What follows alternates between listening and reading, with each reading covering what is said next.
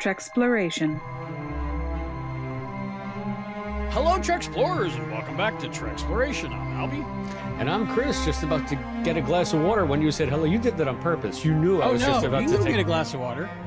I can fiddle some more. Oh, you got the beverage. Okay.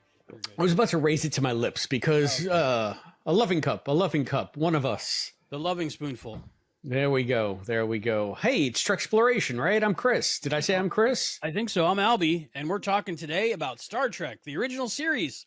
We finally made it to the original series. Again, I'm so excited. We're talking about Season 1, Episode 1, as we're calling it. We're doing it in production order. We already did 0, which is the cage. So we're doing 1, where no man has gone before. Wow. Well, at least where no podcast named Treksploration has gone before yet. I think. Have you done a show about this without me? I don't think so. No, this doesn't sound familiar. I usually jump around and do different things on the Trekaholic. And Gotcha. A lot of it was like the updated stuff. So do you like this episode? What are you excited to talk about the original series? You're like, oh, the original series. You know is me. 85 years old. I love the original series. That's my Star Trek. And I mean, it's not 85 years old. The original air date for this 66? One was September 22nd, 1966. It was written by Samuel Peoples. Oh, he's so cute. He thinks he's Peoples. And directed by James Goldstone. The in-universe date is star date 1312.4 to 1313.8. Which I guess is 2265. Did you suss that out? Because I didn't write the that. year is 2265. I got that off of Memory Alpha. In the year 2265. So they're saying 200 years ago is when this happened. So 2065. By then, we'll be able to send out a probe out of our galaxy. Mm-hmm. No, it was a ship. It was a ship. It wasn't a probe. Oh, that's right. It was a recorder. All right, we're getting ahead of ourselves. I mean, did you watch the remastered version of this, or did you watch the original effects? I did. I was gonna watch the original, and I was gonna watch the actual original, the one with like tonight presenting Star Trek with guest stars. Oh, really? Yeah, and everything, and Gary Mitchell being all lecherous down the hallway. But I was like running late. I had to shower. I had to shave. I had to sparkle my hair. So I was like, yeah, Paramount Plus. Yeah, that's what I do too. I mean, I used to have a lot of episodes on VHS that were recorded off the TV, and yeah, I'm over it. I mean, I guess there might be something to be said for trying to watch them back to back, but when you're talking, when all is said and done, you have maybe 5 seconds to 12 seconds of footage that's different in each one. It's not much, yeah. Right? A couple minutes in this one at the most, and that's mostly due to because they were like presenting it almost like a live play or something like that with act breaks, and it would say Act 1, Act 2, Act 3. And could that be Star Trek, that be like a byproduct of the fact that it was a pilot, so it was a little bit more formal, a little bit more. Yeah, I don't know what pilots were like in those days, because I know that sometimes like failed pilots used to then just go on like anthology theater shows. Yeah, so they could use all that stuff up. But is that the laser disc? Is that with lasers? Lasers. This is the one that you would see on DVD or Blu-ray with the old special effects, but not the original version. The pilot version didn't come out until I think 2009, and that's on the Blu-ray if you want to check it out. I'm confused with the original version and the pilot version. What's the difference? Pilot version has the act. It says Act 1, gotcha. Act 2, and tonight, movie of the week or whatever it was. Much more theatrical. Yes. So, but if you want it just to seem like another episode of Star Trek, what we've seen for all the years is fine. You're not really missing anything. It's a little slice of history. I always find that stuff interesting. It's good to have. Finding the time to watch it and also finding the time to find it. But I don't have to do that anymore because you have it all. Yeah. Did anyone ever tell you, Albie? You have it all. You have it all. I have all of Star Trek on different types of media. I think you win at life. Nobody wins at life. Life is a journey. Haven't you learned that from Picard? Time is a companion. It's the journey. It accompanies us along the way. Life is a journey, not a destination. What is that? That's a song, right? Is that Aerosmith? No, I always thought like Jules Verne novels are like that to me. It's about Like the Jules journey, not the destination. Well, it totally is. It totally is. I I remember mean, Journey's even in the title of a couple of them. Journey. Don't Stop Believing. To the right? You beat me to it, you son of a bitch. Journey to the Center of the Earth. Journey to the Moon. Journey to where else? The Lost World. It was that one. Yeah. Mm-hmm. Yeah. No, it was From Earth to the Moon, Journey to the Center of the Earth. I have a bunch of Verne books. Love Journey to the Center of the Earth. I used to, whatever that is, that like retro future sci-fi that got everything wrong. I love that genre. Oh, well, speaking of which, we're looking at some of that right now. Woo! We watched the remastered version that first aired January 20th, 2007. Oh, right around my birthday. Yeah. I don't know if you watched the videos I sent you, but Michael and Denise Okuda talking about. Yeah, I did watch that. I did watch that. It was pretty groovy. It was pretty groovy. Yeah. It's always So, nice to watch the differences. Okudas. We like the Okudas. We're Love them. fans. Okuda Yeah. fans. Big time. Got to hang with them in Vegas. Not really hang with them, but I was in the same room with them. Akuda Matata. Yeah, exactly. Is that my That's where that Dakota? saying comes from.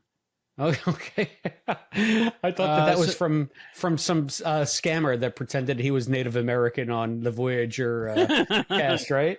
Wasn't there someone that was like a consultant that was just a complete fraud? We'll get there. I don't blame them, because if somebody offered me a job, and I'd be like, okay, money. You want to give me money? I'll make stuff up. I'll make up native stuff. Yeah, sure. Not like you. It was you would harder eat back then. The internet wasn't so much GeoCities and such, AOL. So they probably got their information off of that. Now I GeoCities. could figure anything out, right? All right. So before we do our first impressions and talk about this episode, let's see. It's Where No Man Has Gone Before, Star Trek: The Original Series, Season 1, Episode 1, original air date, September 22nd, 1966, Star Trek Day. Isn't that weird that Star Trek premiered on Star Trek Day? How did they know? Oh, I was thinking First Contact Day. There's different. Star Trek Day and First Contact Day? Yeah, there's two. I am There's a 7 bad of 9 fan. Day. There's too We celebrate a lot. much. It's too No, much. Never too much. Star Trek. Written by Samuel Peebles and directed by James Goldstone. Ooh, it sounds like a good restaurant, Goldstone. Let's go to Goldstone. Let's get a steak. And you already talked about the star date and stuff. So, Chris, would you do what you do so well and give us the episode synopsis for Where No Man Has Gone Before? Let me take a breath and try not to hiccup through this. Okay. All right. The USS Enterprise is on a mission to leave the galaxy, like Scene 1, Episode 1, and we're already at the edge of the final frontier. We catch up with Captain Kirk and Science Officer Spock in the briefing lounge. It's not the briefing room, briefing lounge. Science Officer Spock in the briefing lounge playing a game of three-dimensional chess. How futuristic. And slinging friendly barbs when they're interrupted by a distress call. Turns out it is a distress beacon from the lost ship Valiant, a pre-warp vessel that was lost 200 years prior, also on a mission to leave the galaxy. Kirk heads to the bridge with Spock, and Gary Mitchell hops onto the turbolift with them, smarmily giving Spock the business about losing 3D chess to Kirk. Once on the bridge, Spock heads to the science station, Mitchell takes the navigation console, and Kirk forgets the name of Yeoman What's-Her-Name, Smith or Jones, I don't know. He orders helmsman Lee Kelso to neutralize warp and addresses Intercraft to call the main department heads to the bridge. I love neutralize warp and Intercraft. Enter Chief Engineer Scott, Chief Medical Officer Dr. Piper, his associate Chief Psychiatrist Dr. Elizabeth Denner, and Mystery Sulu. Mitchell hits on Denner. She shuts him down with a smart retort. He proceeds to call her a walking refrigerator unit because why else wouldn't a broad want to get with all this? Kirk brings the ship to full stop while Spock relays the memory tapes from the lost Valiant. The ship had been heading out of the galaxy when they encountered an unknown force that left them damaged and adrift. There follows a lot of frantic chatter about ESP, and then the ship self-destructs. Kirk grills Denner about ESP. She states that it's a fact of science, but that espers aren't especially dangerous. Spock feels otherwise, but Kirk decides to push forward with the mission and orders the ship to warp out of the galaxy. And hello, what's that? A strange energy barrier right at the edge of the galaxy? Rather than go above or below it, Kirk takes the ship into the belly of the beast, which causes a power surge that knocks out most bridge stations and zaps Mitchell and Denner with some kind of photonegative beam. They roll Mitchell's prone form over, and his eyes have gone all glowy. Kirk says, "My God, they're full of stars," and orders the ship to beat it out of there. Limping back into the galaxy with their tails between their legs, Kirk learns that the warp engines are burned out. It will take them years to get to the next inhabited planet, and really, who could have seen this coming? I mean, that ominous message from the Valiant was played like an entire 5 minutes ago, and a busy captain can't remember everything. Just ask Smith or Jones or whatever her name is. Mitchell is taken to sickbay, Mitchell is taken to sickbay, where he is apparently developing mutant abilities to go with the groovy new eyes. He and Jim have a touching scene that shows what dude bros they are, but then Gary has to harsh the vibe by going all talky Tina and warning Kirk that you'd better be nice to me. Spock discovers that Mitchell and Daner have especially high Esper ratings, which is why the barrier beam didn't burn out their brains like it did for 9 other crew members. They're dead, by the way. I guess that's the first 9 casualties we see. I wonder if they were beige shirts. Anyway. Oh, maybe. At a briefing of the senior staff, Spock is all like, we need to kill Mitchell while we still can, or at least get him off the ship. There's an automated lithium cracking station a few light days away on Delta Vega. Spock suggests that they bring the ship there, make repairs, and maroon Mitchell before he kills them all. Kirk disses Spock's utter Vulcanness, but reluctantly agrees. They knock an increasingly stronger Mitchell out and transport down. The cracking station has everything they need, including a detainment cell for Mitchell. And what is a detainment cell doing in a remote mining facility that sees maybe 6 visitors every 10 years? Anyway, just as the ship is almost finished being repaired, Spock's warnings come true. Mitchell murders Kelso using telekinesis, breaks out of his cell, knocks Kirk and Spock out with his Mitchell lightning, and then invites Denner to join him, as she has finally turned as well. Piper revives Kirk and tells him that Mitchell and Denner have headed for the hills. Kirk orders him to beam up with Spock and blanket the planet in deadly neutron radiation if he doesn't contact the ship in 12 hours. That's an order, Mark. Meanwhile, Mitchell is making the desert bloom and pontificating on how great it is to be a god. He can sense Kirk coming, and he's all like, I know you're there, Jim. He sends Elizabeth to parley with Kirk and give him one more chance to come around. But Elizabeth is not yet so far gone as Mitchell, and Kirk convinces her that Mitchell must be stopped. He has the godlike powers with none of the wisdom and is still a rotten, corrupt human, and Kirk foo this and Kirk foo that, and Denner is all like fanning herself and decides to try and sway Mitchell too. Mitchell is having none of it though, and what follows is an epic fight scene, the likes of which only 2 TOS stunt doubles can pull off. But Mitchell bests Kirk, digs him a grave complete with tombstone, and forces him to kneel. Kirk is like, your absolute power has corrupted you absolutely, Gary, and Mitchell laughs. And then Denner zaps him with Denner lightning. They have a lightning showdown that incapacitates Mitchell long enough for Kirk to pull him into the grave. Before Gary can recover, Kirk blasts the looming hills and brings a giant, conveniently shaped boulder down on Mitchell, squishing him. Daner dies of her lightning wounds, and Kirk hails the ship. Back on the bridge, Kirk completely whitewashes all the evil Mitchell has done, saying he died heroically while doing his duty because bro's got a bro, you know, even beyond the grave. Then he condescends to Spock, insulting his Vulcanness, but saying there may be hope for him after all. The end? Or the beginning? I think it's just the beginning. The beginning of that thing that we call Star Trek, in the form, or almost in the form, of the Star Trek that we would grow to love, which would become the iconic series that would be the springboard, the wellspring of all of this fandom that has followed over the last 50 plus years, almost 60 years at this point, right? It's like you're all on some sort of Star Trek. I guess they are. I mean, right outside the galaxy, but wouldn't that be the opposite definition? I mean, the ship is going out of the galaxy, so there'd be no stars. Right. The only stars are in Mitchell's eyes. Did you like my 2001 reference, by the way? I did. I thought that was funny. You know, I had no idea that was the same guy until about 5 years ago. I don't know why, because they look exactly the same because they're the same guy. Yeah, exactly. That's Frank. He played Frank Poole. Poor Frank bites it in 2001. Doesn't everybody? Only the baby survives, right? Keir Delay turns into Star Baby at the end after he goes through the monolith and it's full of stars. And he's old, and then they're on the moon, and then there's TWA or what is it? It was TWA in space. Space station. Yeah, we'll get there. It's not 2001 yet, so we'll get there. I have to breathe and read slower. Man, that was good. That was good. I like this episode. That's my first impression. I love the episode. I probably watched it more than most of the episodes because I like to start at the beginning, and I start many times. Okay, all right. Before I get going, you know. That's a good way to look at it. It's always funny to me because they're all in velour, so it always just seems like something different than the original series, even though it is the original series. What are your first impressions? This is probably, as I've said a million times, for anyone that's cared to watch or listen to the show, my favorite episode of the original series.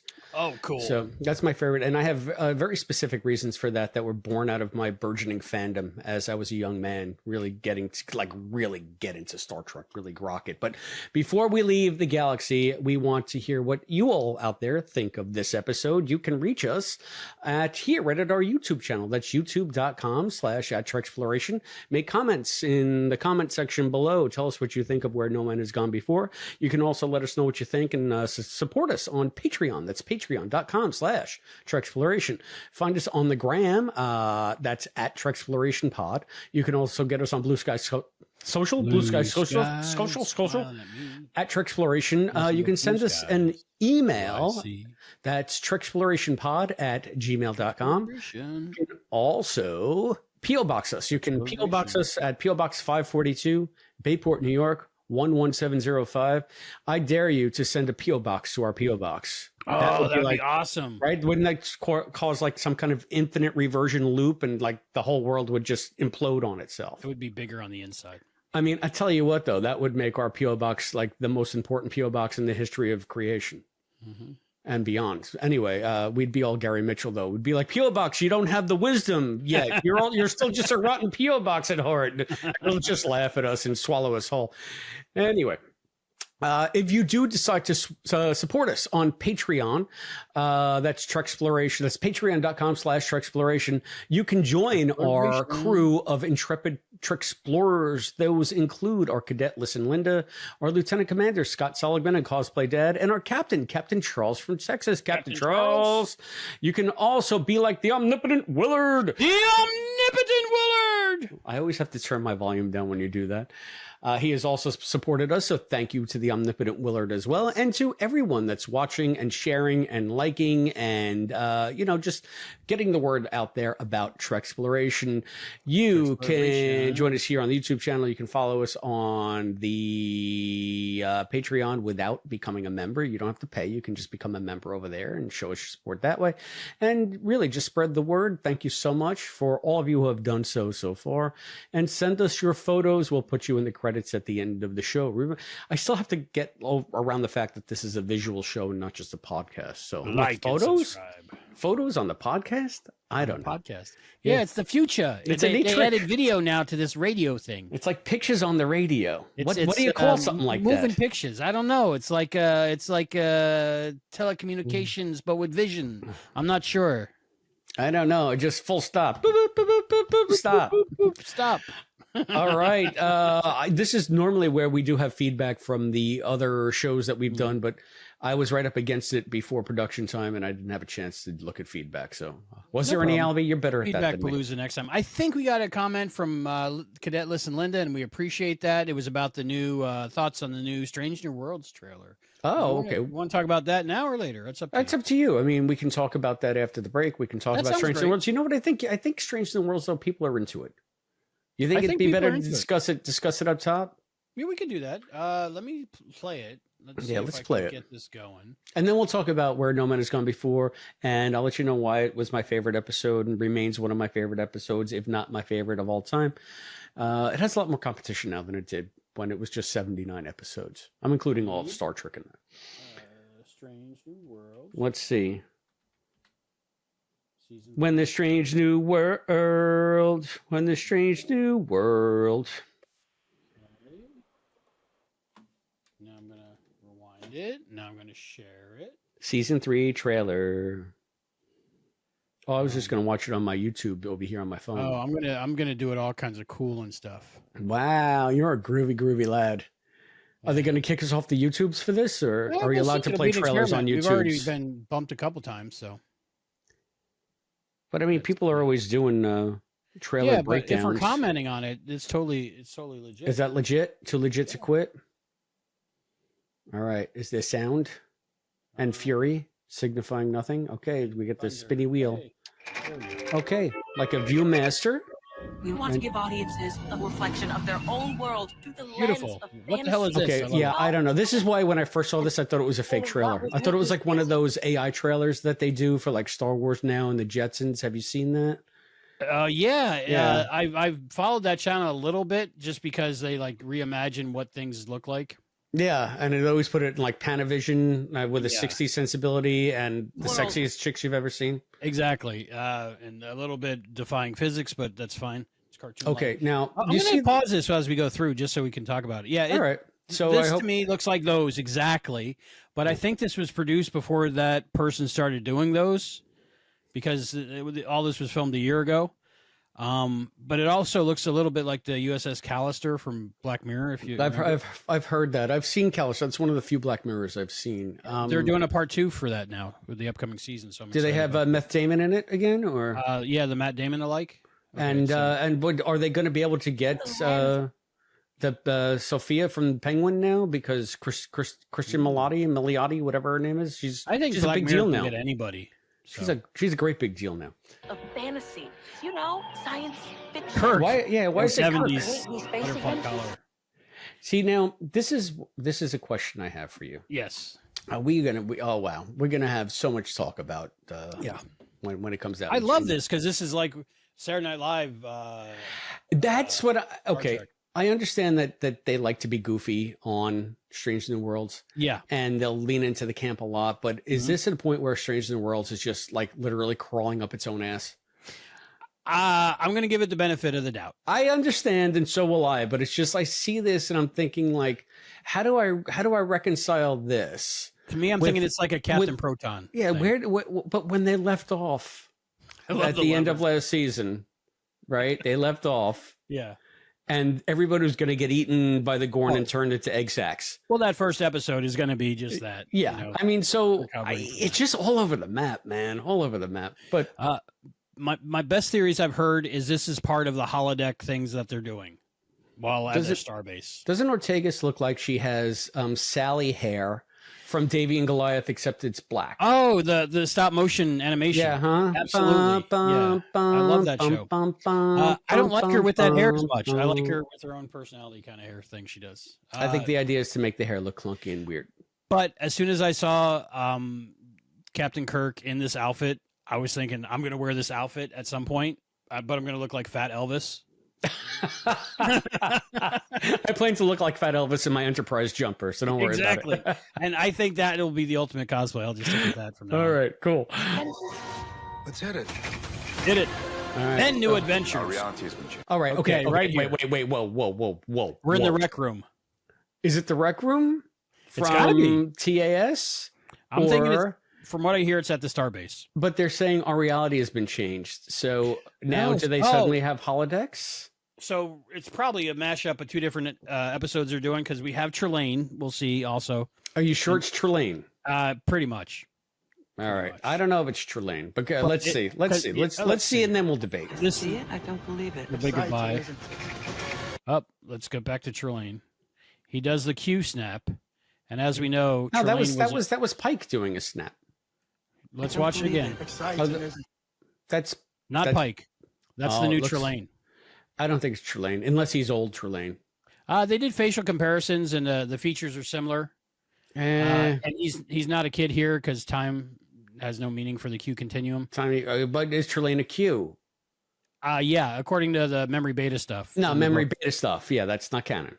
Okay. Well, it So- will be soon, right? I mean, I read Peter David's book where Trelane is a Q and all that. Peter David's Right. perfectly fine, but I still don't buy that Trelane is a Q. And that kind of connects to the episode we're talking about tonight. So, yeah. So we either got Q or Trelane, but people are thinking Trelane. Romance. Hello. Oh wow, Spock So and this is just- Chapel Jess Bush, Spock and Chapel. knocking boots. Yep. Different hair. Yeah, maybe this is the alternate reality that they were talking about. Oh, and then you get your what's that alien called from the I don't animated know. series? Arix, the Yeah. Arix alien. Shaking 3 martinis. That's the kind of bartender I need. Yeah, it's funny how they did it. It took me a while to understand what they're doing. They had it like a third person behind them with an extra arm or something, but it's interesting. It's like the And then we Twilight get Zone. Patton Oswalt Did the as the Venusians have the 3 arms, or the Martians have the 3 arms in the Twilight Zone? One had 3 eyes, one had 3 arms. I think the Martians had 3 arms. I've seen it all, but It's when they were in the diner. Oh, that was a good one. Yeah, that one. Yeah, Patton Oswalt. All right, here we go. Good morning. We apologize for anybody trying to watch along with this. We just keep skipping back and skipping And back. Spock is smiling. I would be too. There you go.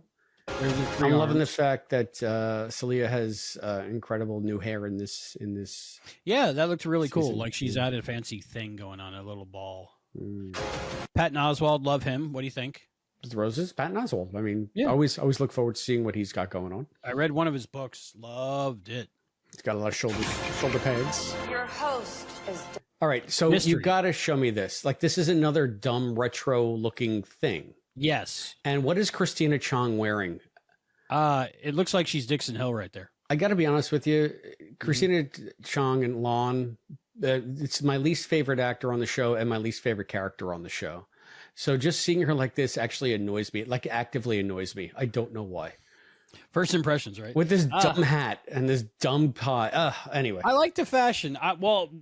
First thing I thought when I saw this was I was disappointed it wasn't in black and white because we were going for, noir in L.A., a murder mystery, which is what the rumors were. So I was thinking like a black and white noir episode. So I was like over the moon stoked for that.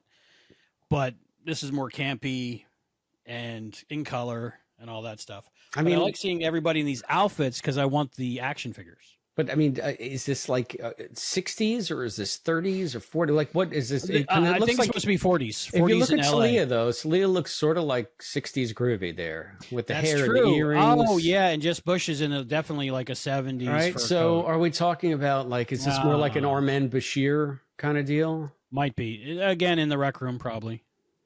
But disappointed, but also excited at the same time. In the I like holodeck. La'an, so... But yeah, it's just cool to see them that they do these things. Yeah. And then, of course, we got Kirk again, still more. Yeah. We got So more it Paul- might be the same Paul episode Wesley. as the sci-fi, retro sci-fi thing. It could be. Maybe they're just skipping around to different sort of genres, like the Supernatural episode, Changing Channels. What was that John Ritter movie? That was pretty good. Remote Control or something? Remote. I thought that was Weird Al. Maybe that. No, that was UHF. VHS. I got that on 4K Blu-ray.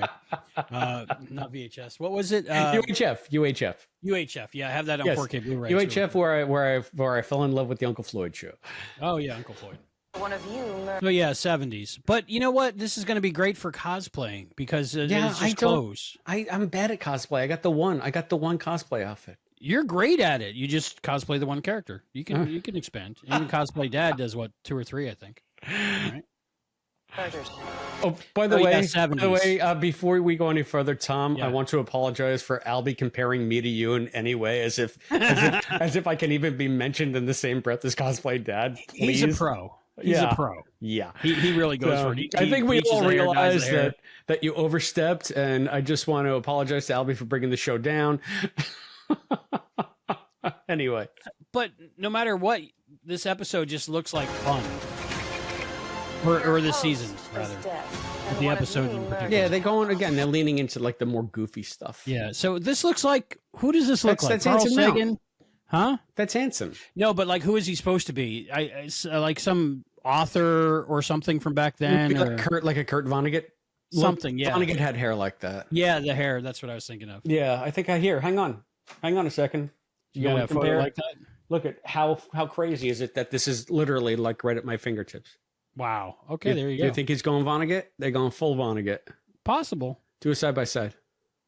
Anyway. I don't know how to do that. I'm lucky I'm sharing the screen. All right. So it looks good. I'm going to say that it is Vonnegut because, again, what are the odds that book would be right there? And a touch of analog. It just became After Dark. Oh, yeah, we're going to wire. She's got phones in there. Hello? It's for you. Port thruster standing by. You know what I love about this, and I'm excited for about season 3 of Stranger Worlds? They're just having fun. And after all that of disco, Yeah, no, I we get need it. fun. We need fun. You know what? DS9 wasn't always fun, but it was still fantastic. So It was. But it wasn't, it doesn't stress you out. Do you realize how rare a show like Oh, and they have Thanksgiving, it looks like. All right, and here's the other thing where this is where I think they're again crawling up their own butts because they say, "Do you realize how rare a show like this is?" It's just like, okay, we get it. You're talking about Star Trek. See, Celia looks amazing there. Yeah, I like her hair. Yeah, There we go. Look, I think that's a turkey maybe or a ham. yeah. Maybe So they're having they're Thanksgiving. maybe- I don't know. Space Dad is cooking everybody space dinner I love it. for Space Um, Thanksgiving. It looks like there's other things, maybe rolls, potatoes, I'm not sure. But whatever holiday it is, that adds another holiday to my calendar. So You are just you're gonna have holiday anxiety. What is it we're looking at here? Is that It looks like some kind of spacecraft. Like now, some kind is of ship? this yeah, is this you think I'm trying to remember the Gorn, do the Gorn ships look like this? Or is this Maybe, something I don't totally know. different? I think Because they it's still have to resolve the 3-year cliffhanger, whatever the heck this is. I think it's safe to say that it's a spaceship on the Star Trek. Okay. Indeed. Klingon with a whip. Yeah, what Like do you a think of the zombie Ferengi? Klingon? Is he a zombie? He's just screaming. I don't know. He's doing just his a- growl roar. Somebody must have died. Yeah, no, he's just a I'm little trying to get wounded. the right frame. Yeah, it's tough to see. It's you're never gonna freeze frame it correctly. Yeah, but it's not. Luckily, it's not the disco Klingons, but it's not the ones we're used to either from the next gen era. Yeah, they might do a mix of them because we Yeah. do have divergence. So they did set it up. There we go. Is Mbenga running? That looks like they're part of the Gorny Gorn stuff. Yep. Yeah, And it's we get a Gorny Gorn stuff. there.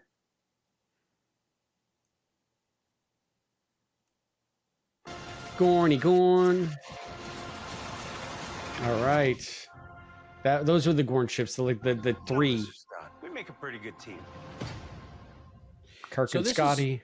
What I love is that it seems like Paul Wesley has been featured much more in this than Anson Mount. Well, this is my hope and dream. I might have talked about this before. I don't know if it was like in our late night pillow talk sessions or if it was on the show. But I'm hoping that, yes, I love Anson Mount and I love Pike, but eventually his story has to become his story where he's just blinking light, yes or no. So then, Kirk takes over the Enterprise. And I hope the series keeps going and they just add, and we finally have our crew. And it's like when they did, what was it, New Voyages or Phase 1 or whatever, but like with a Paramount production budget. Yeah, but I mean, you'd have to then have Gary Mitchell and somehow bring back the velour shirts that we see tonight. And that's something we can talk about. Anyway, Something we can talk about. Yeah. Overall, what do you think? Are you excited for Stranger Worlds? of course. I mean, I genuinely enjoy Strange New Worlds, so I'm looking forward to it, even though I'm kind of throwing a little bit of shade tonight. There are just certain things that out of context can bump me a bit. But Right. That's when understandable. you see it in context, it'll probably be just fine. I was a little disappointed, but now I'm excited just because I wanted black and white. But that's fine. I can turn it. I was going to say, you you can always just desaturate it on your but screen. now that you mentioned the 70s, I'm like, oh yeah, it is the 70s. It looked very, 60s, 70s to me. So, Yeah. So, anywho, so we're talking about where no man has gone before, not where no one has gone before. speaking of the 60s, Yes. yes. Yes. So, We're probably getting like little glimpses. I'm still stuck on Stranger Worlds. We're probably getting little it's good. glimpses of the lever ship, yeah, but yeah. it probably won't be a whole episode. I doubt, but that'd be great. I don't know. But I if all doubt these it. are Yeah. different separate episodes. Yeah, I think that there's going to be an amalgam of some of that stuff when they're in like the different realities or whatever. I don't know. I would hope so anyway. Just Yeah. get it But one it- and done. Definitely shows a holodeck, so Yeah. that kind of gives Again. the stuff away. So you think Trelane is going to be there? Do you think it's going to be with the boing? Do you I think know that- I'm you gonna think he's boing gonna- a couple times. You that think he's going to season. play the harpsichord? That'd be great. That would be great. But yeah, I'm super excited. Summer. So how far away is summer? We're in spring right now, right? Yeah, summer will be here before you know it.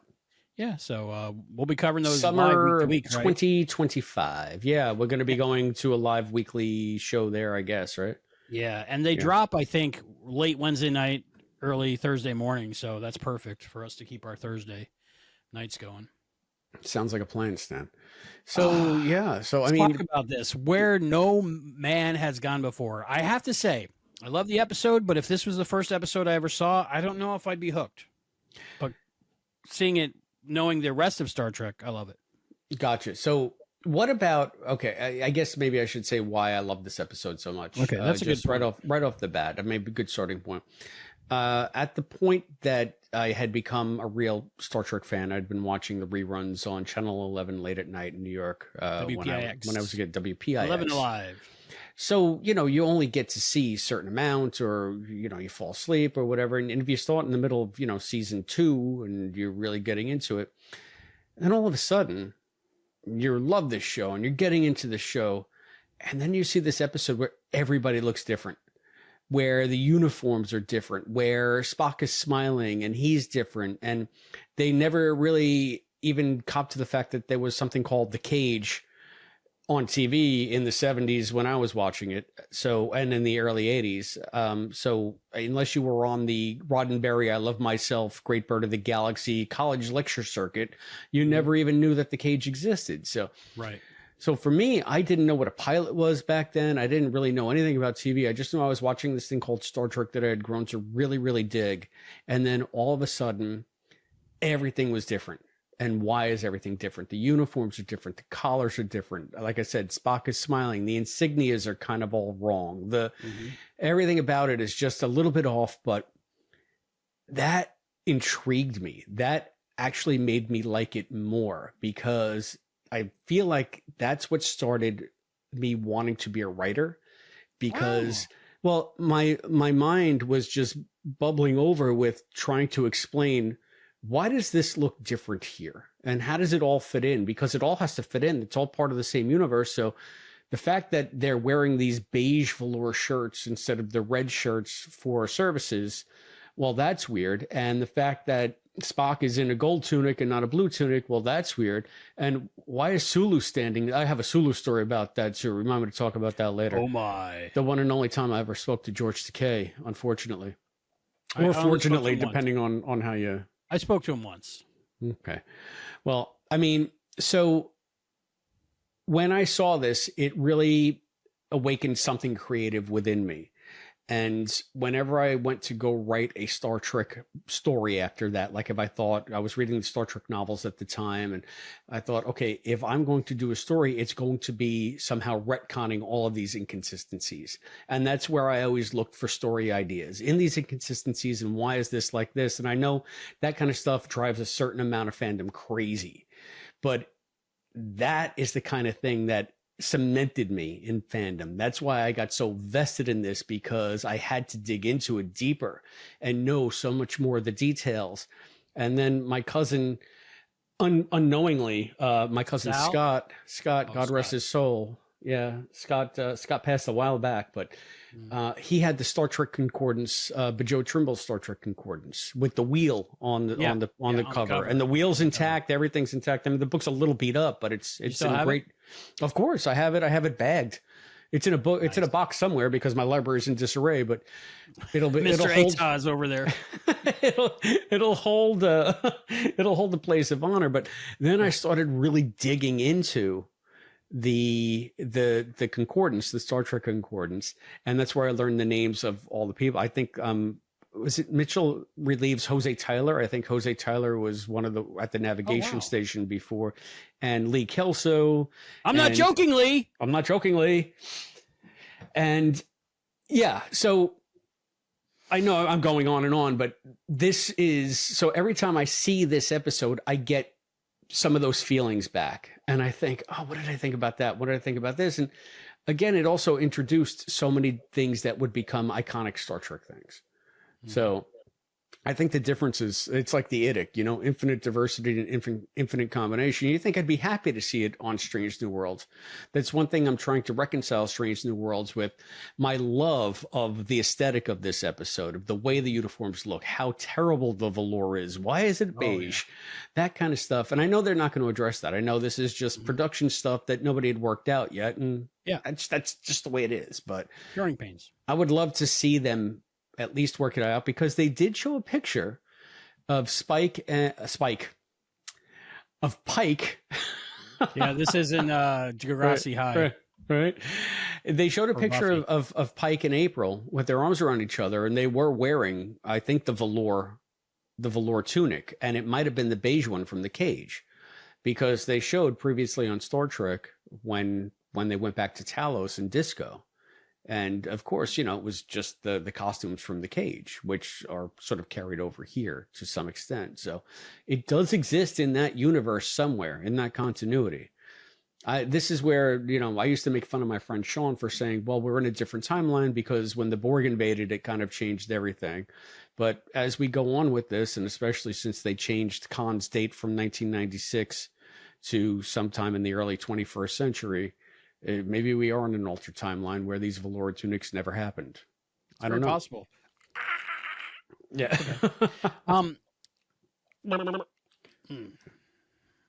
Touch you like a bug.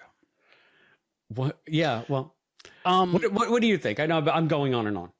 I just read tonight. I was reading Memory Alpha, Memory Beta, different things, and so apparently that's a possible theory. Was it in Q squared that takes place in an alternate universe?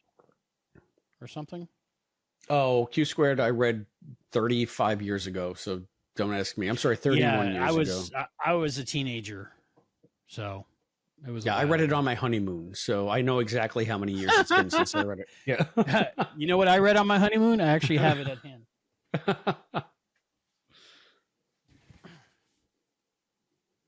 Oh, wow. Okay. So I am Spock. I we brought both a book knew how with to me because ruin I'm our going honeymoons. I was going on a cruise. I was like, it's my honeymoon. What am I going to do? I don't know. So I brought a book by Leonard Nimoy. But it was nice. Read it out on the deck, in the middle of the night in the dark. It was great. Cool. There you go, with all the stars above.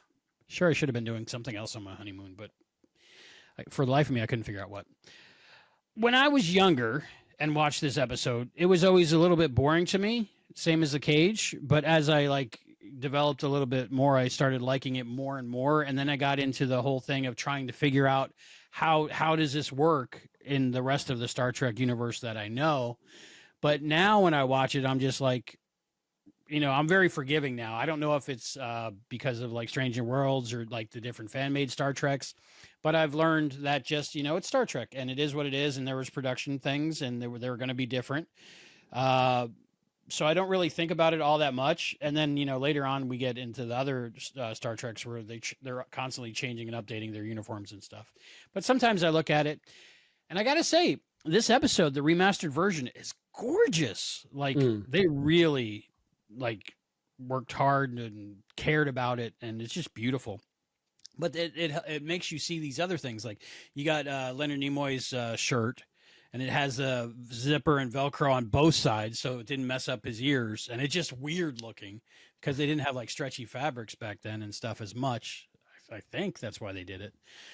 And just the velour. And I always got confused. What's the difference between velour and velvet?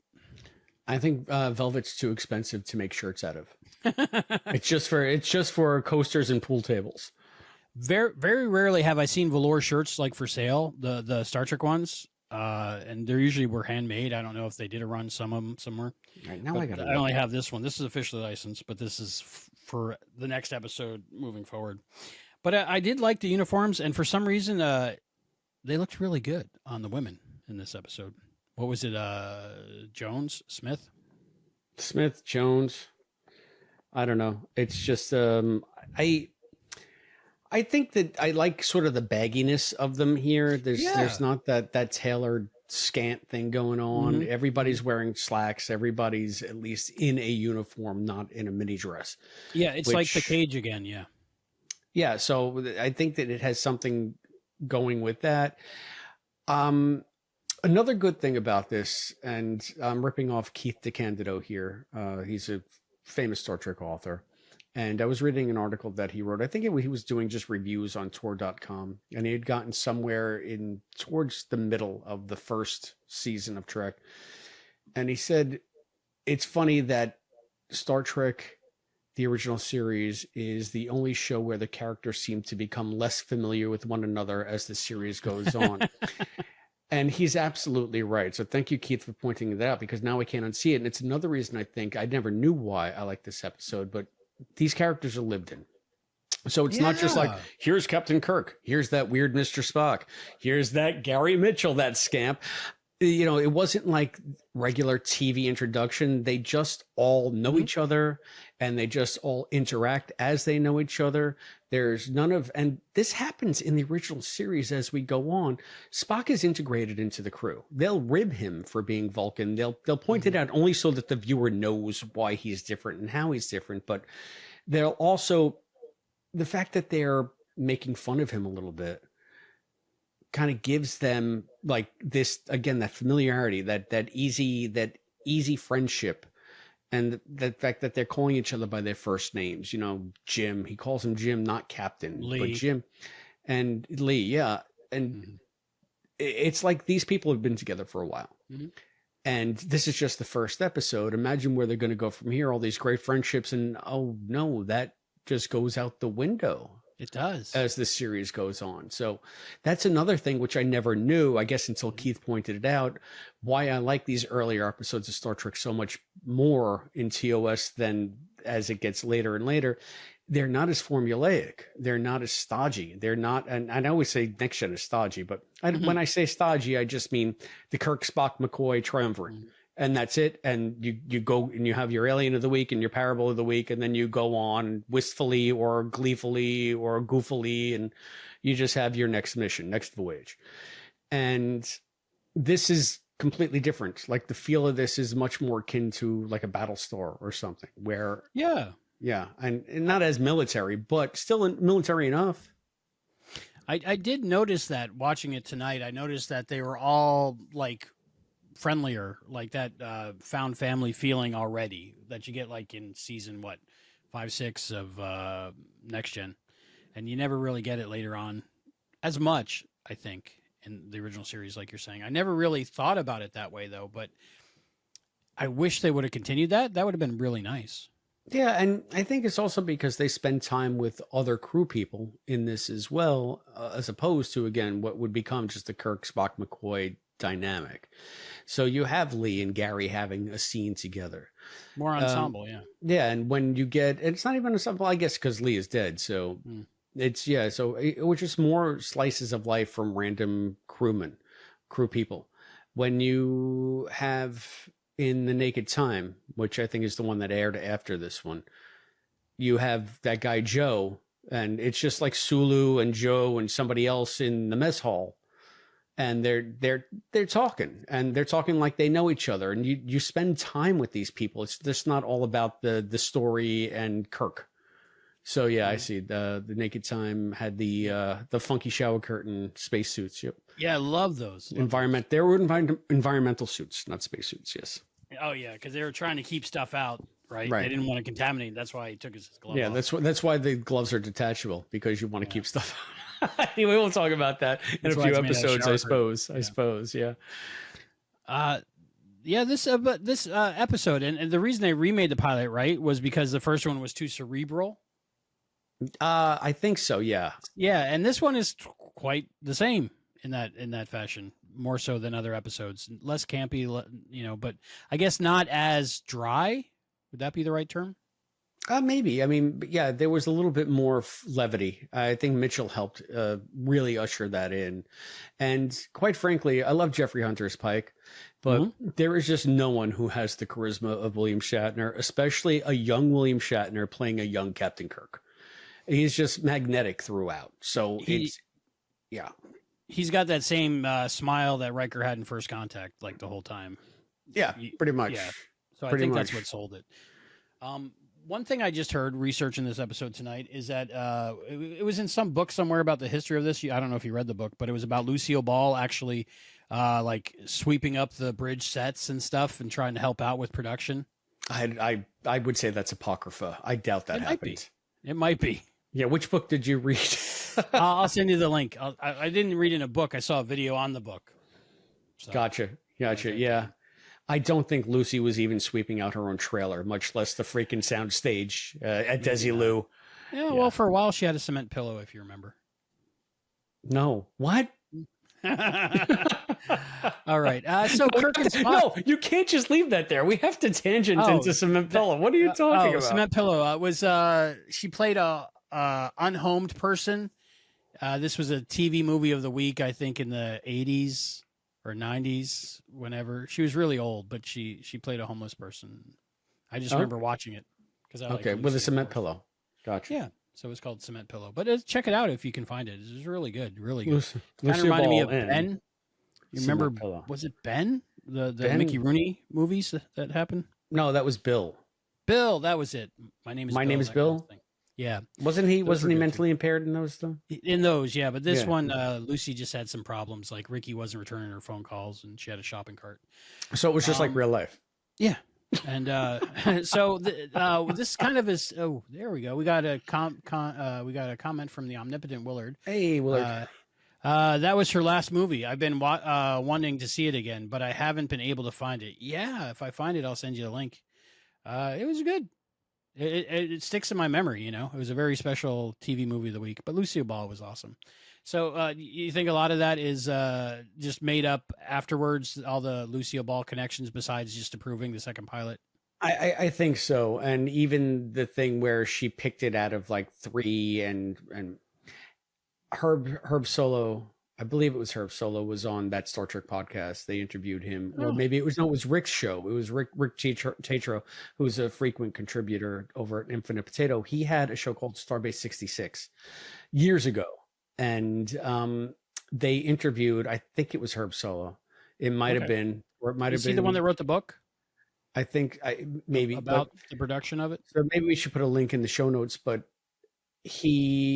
Sala said that, you know, Lucy had no idea what the hell she was looking. She's like, I don't even know what this is about. So it's not like it was too cerebral and let's do this. Maybe the studio note said that. But when it came to Lucy, quote, rescuing it, again, I think the myth that has grown up around that is kind of like the Great Bird of the Galaxy myth, that Roddenberry was just this equal opportunity, egalitarian, way ahead of his time guy, because as we see from a lot of the crap in this episode, no, there was a very male gaze 60s dude bro sensibility about all of this right from the jump. I mean, even with the cage, although we did have number 1, I can't get used to these women on my bridge. I mean, come on. One thing I will say about this, and we might as well go into the sexism thing here, because one thing that did turn me off a little bit, and I haven't seen this episode in quite a while, at least a year, and when I was watching it, it wasn't to, hang on. Good night, love. Good night, Say love. Good night. Laura and Lily going to bed. Good night. Good night. Good night, fam.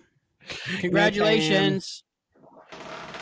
So anyway, we were talking about Mitchell, and I'm not joking, Lee. I'm not joking. That's my favorite line. Anyway, just the fact that Mitchell is such a douchebag in this, and one bright spot is that Dana just shuts him down with one line. She makes him look like a total freaking idiot. Like, she just calls him out for the asshole that he is. And then he's so flummoxed, he can only, like, you know, double down and just insult her like a walk. You know, she's frigid. She's frigid because she doesn't like my advances. That's the only answer. I mean, that is so, I'm not going to say, it's funny because of how Denner shuts him down. But the fact that didn't even faze me the first 100 times I saw this. Just, it fascinates me now that I didn't notice that. I didn't either. It was a different time back then. We were the fish that didn't know we were wet. but it was still progressive for the time because he was thinking that way about women. But they were actually showing a strong female character who was saying no, and well, as for the '60s, Yeah. No, on I understand. television, she was I'm not calling him disputing out that. on her stuff. Where Yeah. I'm thinking the rest of media around that time would be a giggle. You know, that would be the most you would get as a response. I really think, though, Dana gets progressively worse in this because she goes from sober eyes. well, but not even that. I mean, she goes from being completely, owning it and being like, Right. go screw yourself, you sleazebag, to basically apologizing to him and saying, I guess, professional women can be overcompensate at times or something like that. So it's really okay that you did this inappropriate thing. It really, Gary, you know what? It really is my fault. I overcompensate because I want to be a strong woman. And I know that goes against the grain. Where I think I interpreted it lately is that she's doing that knowing he's turning, into a god, exponentially. And I think she wanted to stay on his good side. And I don't know about that. Maybe she was like being a double agent so she could zap him with the lightning at some point. Do you think that she was turning at that point and maybe she was trying to understand him better because she felt like something was happening to her? And it might have changed her perspective on everything, I don't know. I still find it kind of a cheap rollback of what was an amazing first scene. Yeah. For the character. Well, the whole thing was sexist for a long time, even the baked potatoes, But I think even in the credits of the original version of the pilot that they released in 2009 on Blu-ray, it says like the captain's woman. That's one of the things in the credits, So it was just a different time, right? Like yeah, I Mad Men know. or I mean, something. how many more times can we say it was a different time? I think I we still have to call it out. So we do, but I think it was still it was trying to be progressive, right? Oh, Stone Pillow. It's on Prime Video. That's I what think it's called. progressive in the most non-threatening way possible. Okay. I mean, I don't know. It's just like to have Denner like almost gaslighting herself as the episode goes on. And then becoming rah Team Mitchell, like to the point where she's in the conference room screaming that he's not dangerous. He's not? What? Didn't he just zap you guys with lightning? He's not dangerous? Like they were in that scene, they were a little shouty, don't you think? Oh, very shouty. Tensions were high. Oh, wow. Both, okay, so both Kirk and Dana are. They are. Yeah. And they're both dumb. They're both really freaking dumb because Gary says Spock is right. He says it. Kill me while you can. You better. Because you're bugs. You're bugs and I'm going to step on you. You know it. Spock. It doesn't get more plain and simple than Spock that. just said it. He just said it. Yeah, you better ruin me if you can. Yeah, because you. And they're like, oh, he's not dangerous. What makes you think he's dangerous? Did you just listen to what he said?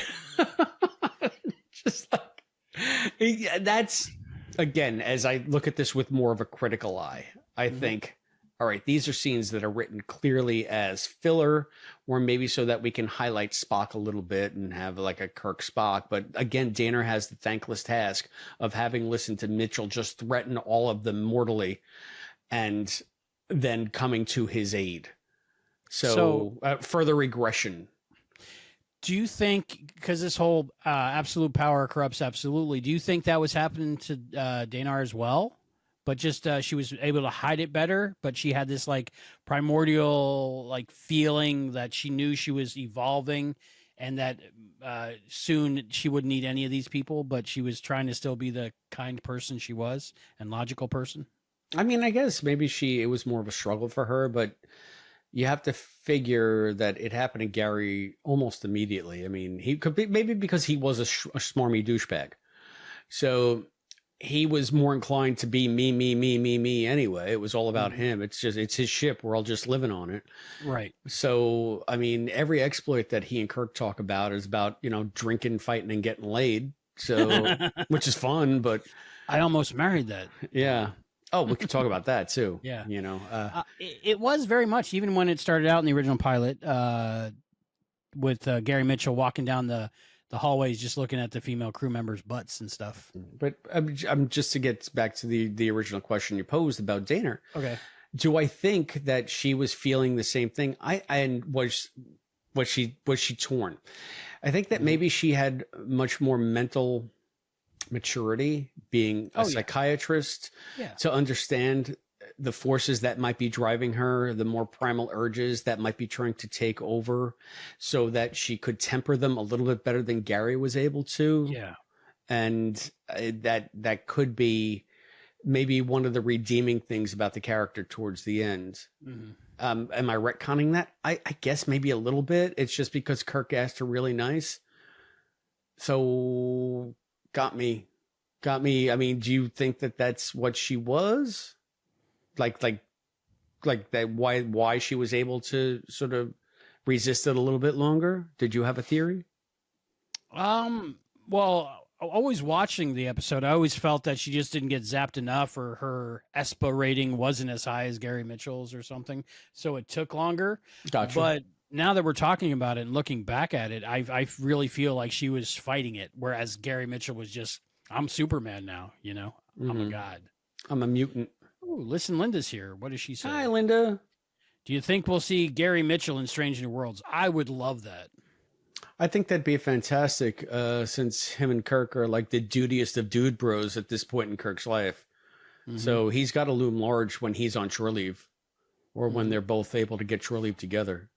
I would love seeing episodes that go right into, I don't know where the Cage fits into the Strange New Worlds timeline, but like you could watch, like if you were going to watch Strange New Worlds, then watch the Cage, watch Strange New Worlds, and then watch Where No Man Has Gone Before, watch Strange New Worlds, and then, you know, I wanted to fill in the gaps and keep going past the 3 years and continue the 5-year mission with Kirk. Well, I think that would be beautiful. The Cage is before anything we see on Strange New Worlds, because Okay, they so harken there you back go. to it in Disco.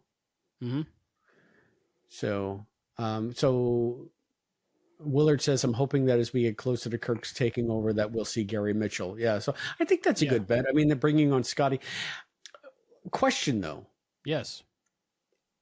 Although Response. they're doing with Corby, is Mitchell a little bit too much of a deep cut for a general audience? But who cares, right? Because they'll just introduce his character. It'll be a new character to people who don't know, and it'll be like, it's him to those of us who do know.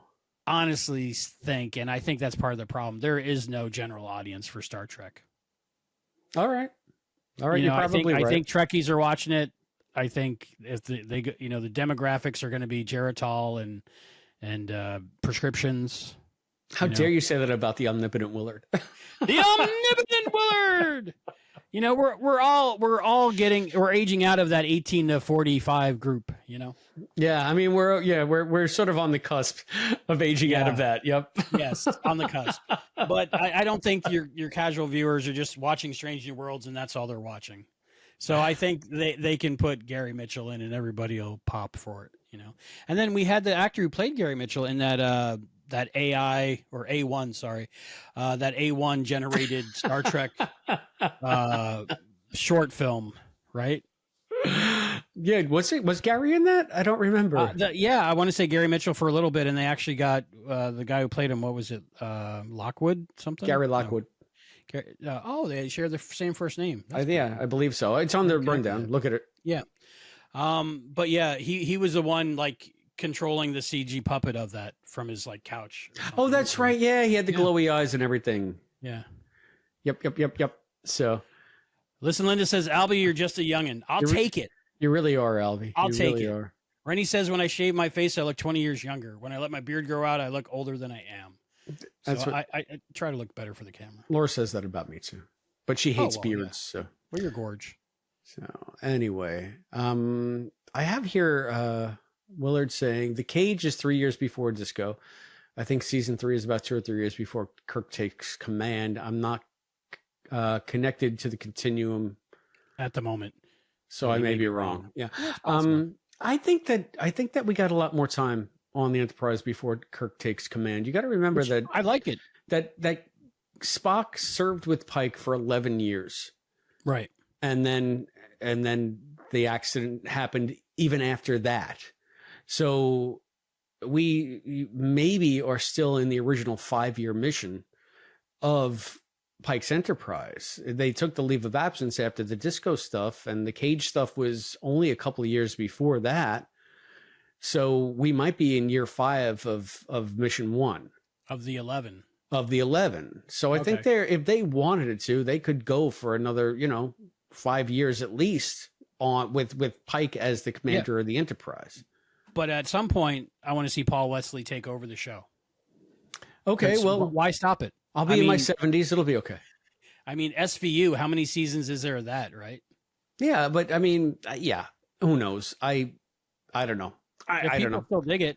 Maybe they'll have a wacky comedy called Farragut, and you'll see the exploits of Kirk and Captain Garravik before he gets eaten by that pesky cloud. I worry about Star Trek all the time because it means a lot to me. And you hear all these news things about, oh, Star Trek 14 is coming out. Oh, no, it's not. Oh, yes, it is.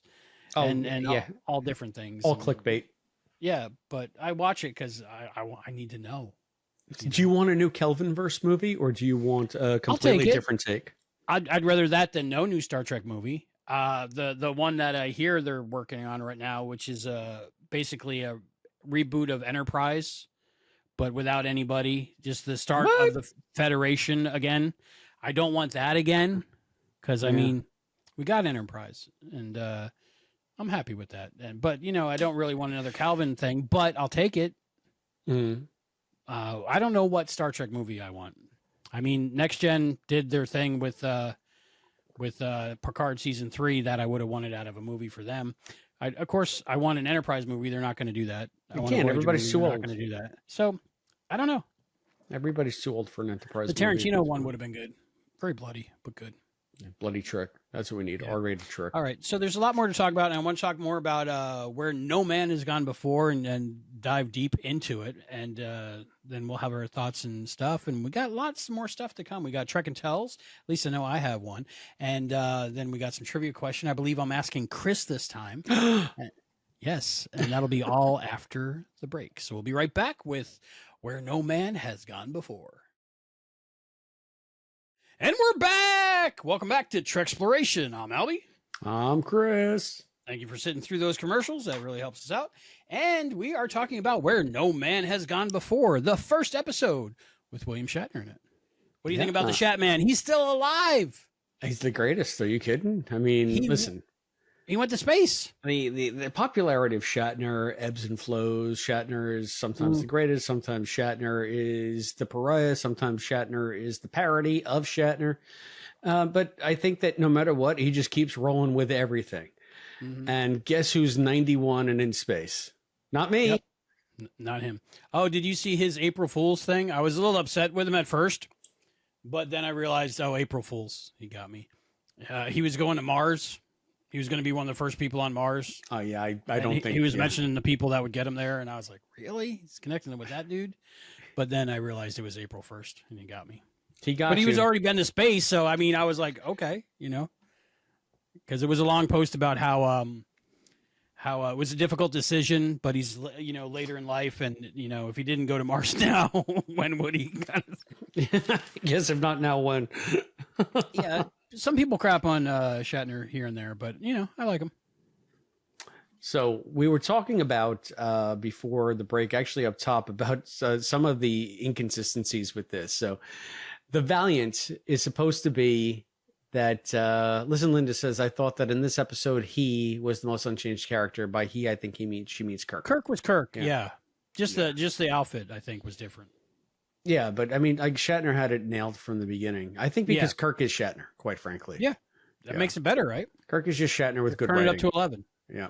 So I think that one of the funniest things that I still can't figure out, and same thing happened in the cage. And again, because they didn't have Starfleet figured out, they didn't have the Federation figured out. It's just they're out there with United Earth Probe Space Agency or whatever they called it. Yeah.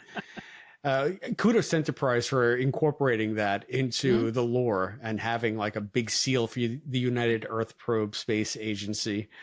So, I love the fact that the Valiant left 200 years ago to go to the edge of the solar system at sublight speeds. It would take you couldn't get to the nearest star in 200 years at sublight speeds. No, How did the Valiant get to the edge of the freaking galaxy? The science part bumped me. Right? It did. Now we're not at 2065 yet. But still, if they're sublight speeds, I mean, well, and even it doesn't really match with the rest of Star Trek, because I think this and one episode of Discovery or one story arc of Discovery is the only time we leave the galaxy, the Milky Way galaxy, right? No, not true. Star Trek left the Milky Way as well in the one with Sargon and Thalassa, and where the other guy takes over Spock. They shoot them out of the galaxy to go back to their galaxy. And in the remastered version, you can actually see like the disk of the Milky Way in the distance while they're in the big black void between the galaxies. But what I'm saying is we're not regularly traveling outside of the galaxy. We stay pretty much to our quadrant of the Milky Way, right? Yes, I'm sorry. I didn't mean to actually. Yes. Technically, you are correct, sir. Right. But I was just thinking in day-to-day stuff, I mean, they leave the galaxy? And every mathematical thing you see, it's like it would take 200 billion years to even get across it. I'm confused about the galactic barrier. And I know I made fun of it, like, why don't they go over it or around it? But first of all, there was a galactic barrier. Mm-hmm. It somehow doesn't read on any of their sensors. The only thing you can do is see it. How do you see any other galaxies beyond ours? Like, how can there be an observable universe if we have a galactic barrier? Number two, yes. If you want to go out of the galaxy, you don't go the long way through the whole accretion disk. You just sort of go up or down, you know? Always my thinking. Like, whoop, we're out. Okay, we're back. You know? Exactly. It's that makes no sense. Yeah. I liked in the updated special effects that they made the barrier like bigger and more expansive, because it just that was always my thing as a kid, just go above it or below it. Yeah. And I think they even copped to the fact that the galactic barrier is a stupid idea. And what can we do to make it so that, okay, there's some deniable plausibility or plausible deniability. I think it's deniable plausibility though, that they can't go around. It's above them. It's below them. It's everywhere. They're not thinking three-dimensionally. I guess. I was going to say fourth, but not three-dimensionally. I like that they made it less opaque than the original version, because it made it more like gaseous, and like electrical. Like maybe we can't see it from here, even though now we could. And that's another thing. Like Shatner, we went from a time where like you really couldn't see that far in space when they were doing this show, even before we went to low Earth orbit, the moon, stuff like that, or around the same time as low Earth orbit, but not the moon. But we weren't able to see beyond like what we can today. Now we can see as far back in time as we think exists for this revolution anyway. Okay. So, yes, I'm sorry, I forgot about your multiple. We're in an AI construct anyway, right? I don't know, but even if we are in the Big Bang and all that's right, big inflation and it expands and then it collapses and then it expands again, there's no reason to say it can't do the exact same thing every time. Albie's got a squeeze box he wears on his chest. That's a visual joke. Yeah. Anyway, it's Aerosmith.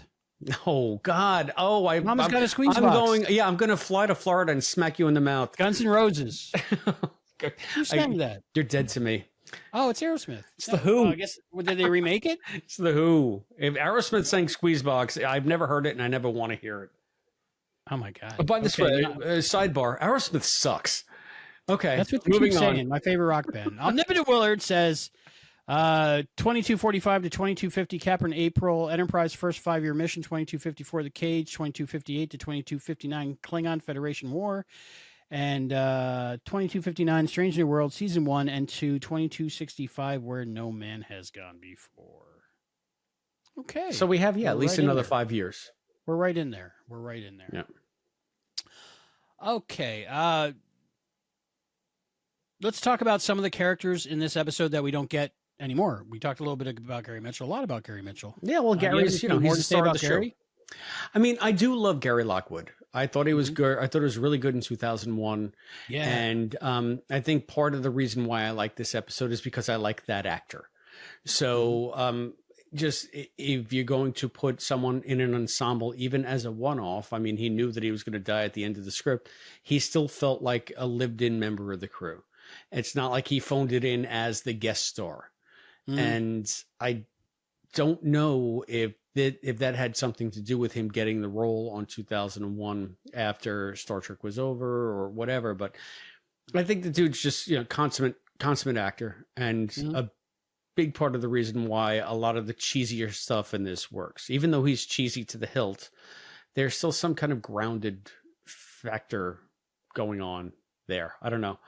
All right. Paul Carr played Lieutenant Lee Kelso. Yeah, Paul Carr is fantastic. I love Lee. And Lee and Gary in this episode, they could do a whole freaking miniseries about just the Lee and Gary running the bridge. They are so much more dynamic, so much more interesting, I'm sorry, than George and Walter. I mean, Sulu and Chekhov are supposed to be friends, but the 4 lines that we get to hear between them throughout the entire original series pale in comparison to just the way Lee and Gary interact in the medical bay. So what did you think of Paul Carr?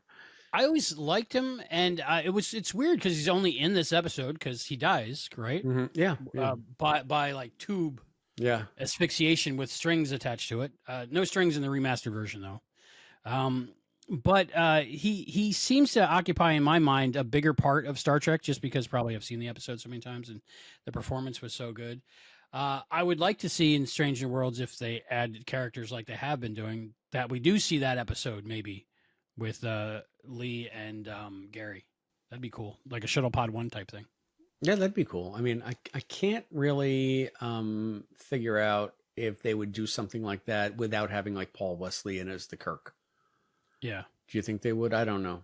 I'm not, because they already have enough people on the Enterprise as it is on Strange New Worlds for their own ensemble. So far, I haven't got an original series character on Strange New Worlds that I was like, oh no, not yet, or no thanks. To me, I'm just like, yes, give me more. I'm hoping 1 a season at least. Who's the next one? Who do you think the next one will be? Of Strange New Worlds? The original series characters in Strange New Worlds. Yeah, no. We just got Scotty. Roger Corby. Oh yeah, that was, they said that they kind of telegraphed that. So I think Roger Corby's going to come on at some point. Yeah, he's pre-Robot Guts Corby, right? Yeah, he's not Yarn Guts Corby yet. Yarn Corby. Now Dr. Mark Piper, which is, we had another doctor before we had Bones. Yeah. So we had Boyce first, and then Boyce. Piper. I like Boyce. I really like Boyce. They really had a type in mind for the doctors in these pilots, and old like country doctor kind of thing. Yeah. So I mean, D looked old, but at least he had brown hair. I liked Piper in this. Again, I just sound like a broken record. His interaction with Kirk, they seem like they were friends. They seem like they knew each other. Again, it's just the use of the first name. And the fact that they talk to each other as if they respect one another.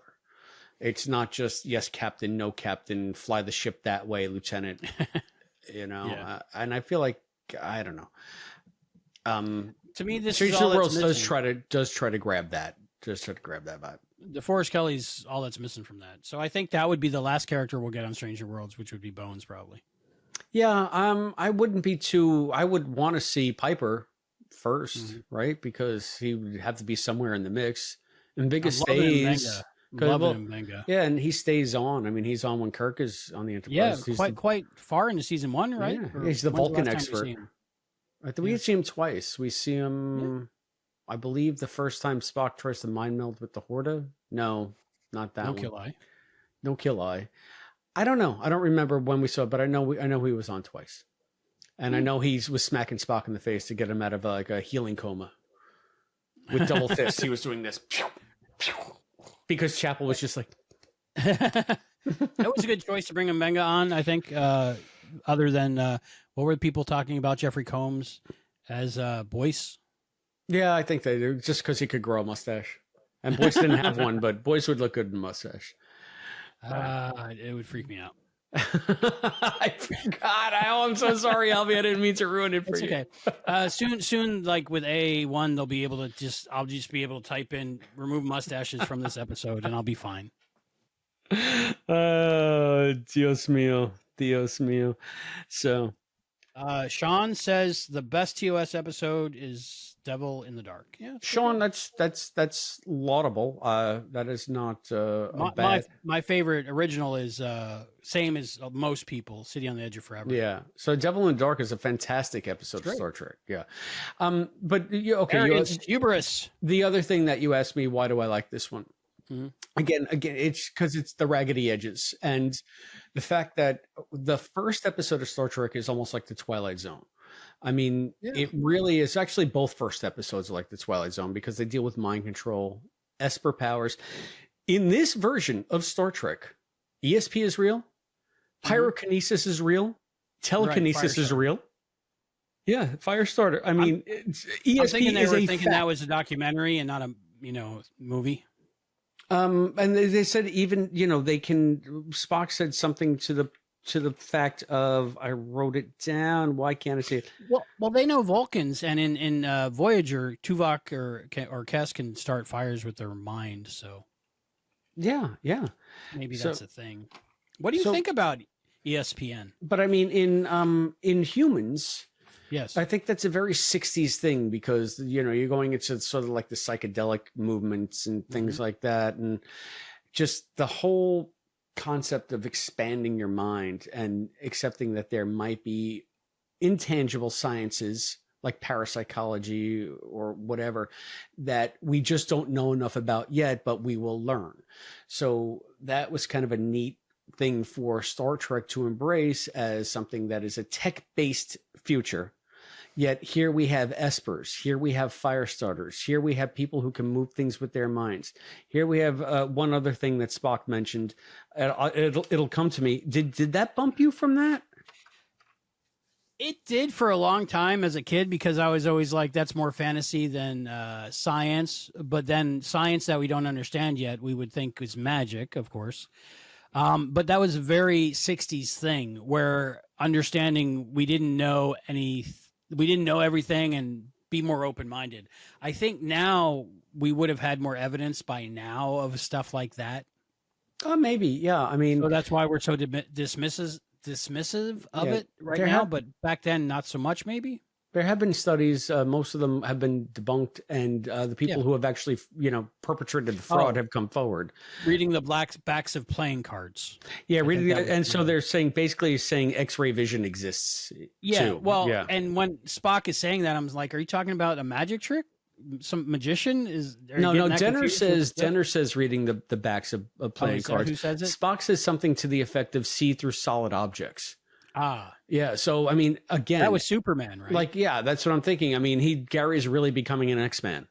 He's got fire vision, solid objects with technology. They're using Wi-Fi to see through walls now because humans blocked some of the Wi-Fi signal, so the computers can get the Wi-Fi signal and actually see through. What is this? Batman: The Dark Knight?